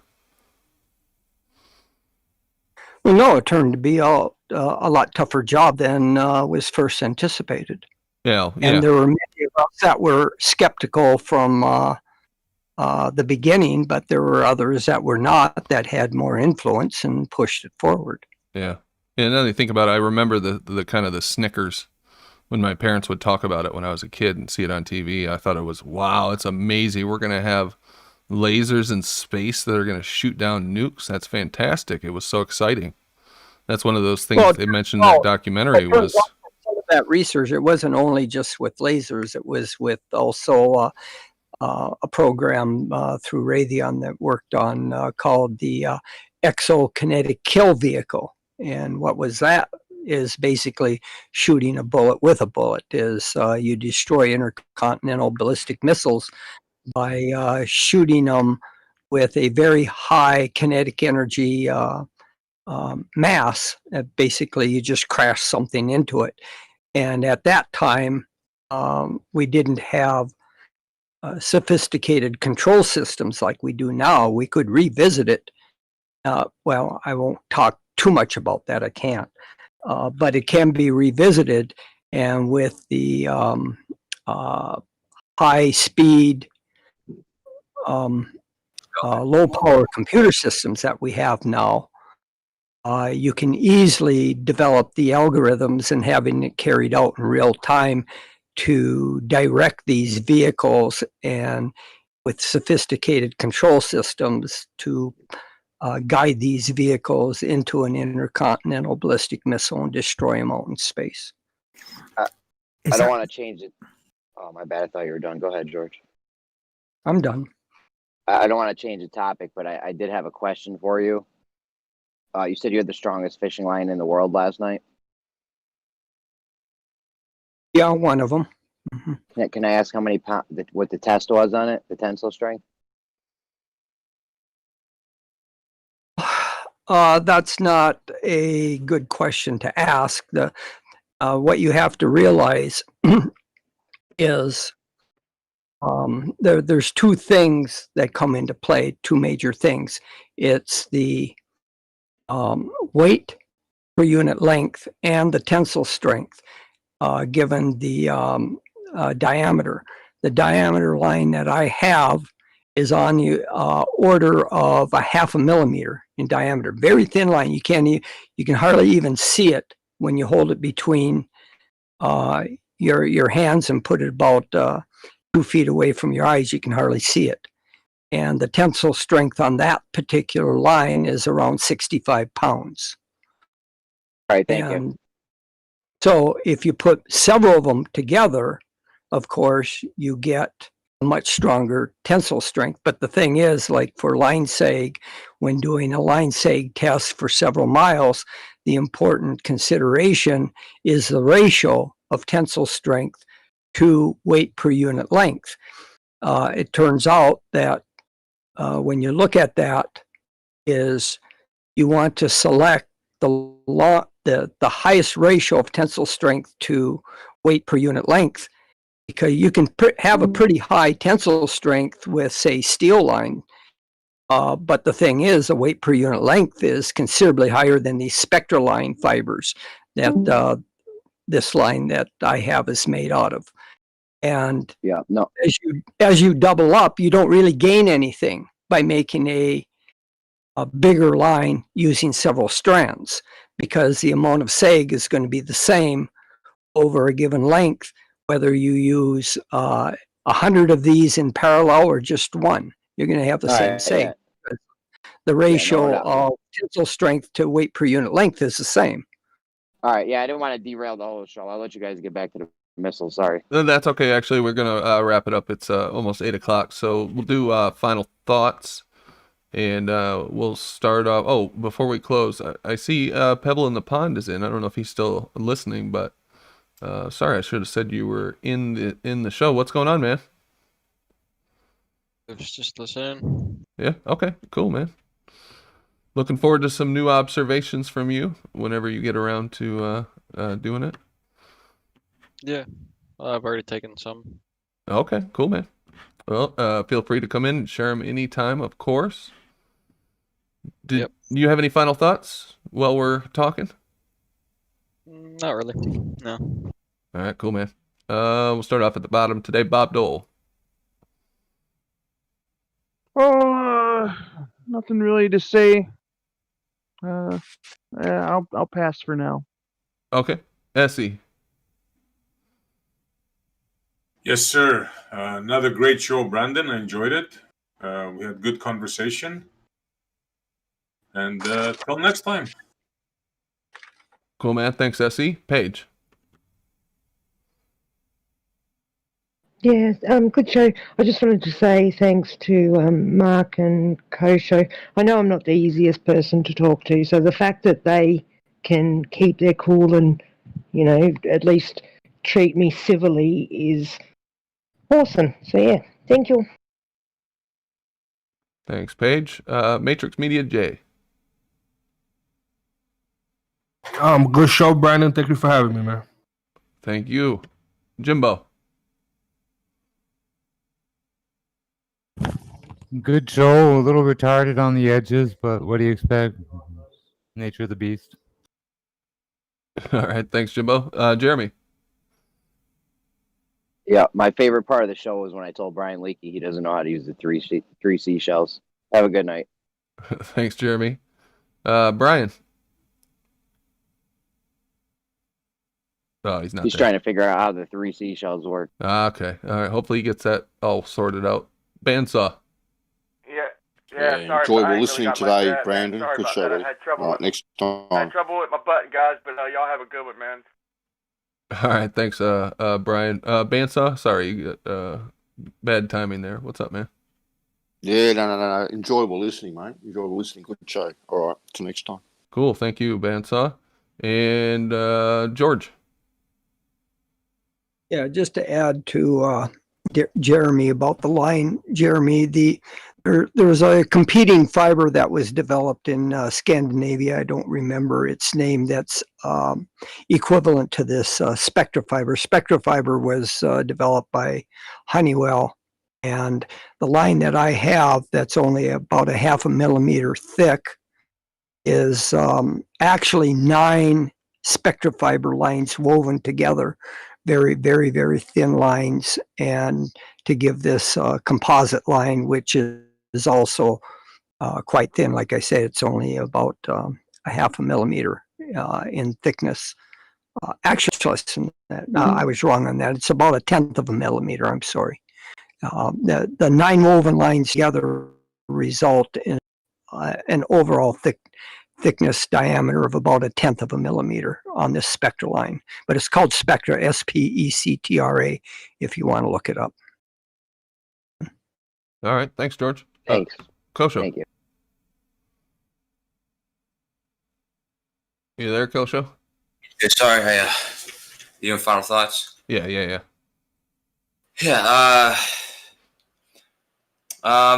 I guess just what we talked about before. I suppose that what you were reading about what that guy wrote about the assault on science and all this kind of stuff. I just want to say I don't want you guys to think I was claiming that that's all that you guys do, like this extent of what you guys do, but as evidence for what he was claiming and what he was worried about, a lot of what you guys do, or a lot of what you guys do, is this assault on the method of science and displaying what is a valid method for finding things out, that's been accepted by almost everybody, being displayed as a trash way to get information, or just saying that something is silly, like what we talked about with the exoplanets, and sharing that with people and displaying it with people as in a sense of as a way of giving people information, I think is dangerous, and that was my only point from before. Although I don't know if I just made more sense now than I cleared anything up, but that's my final thought. Fair enough. Thanks, Kosho. Appreciate it. My final thoughts. Good show, good discussion. Appreciate everybody coming on the panel.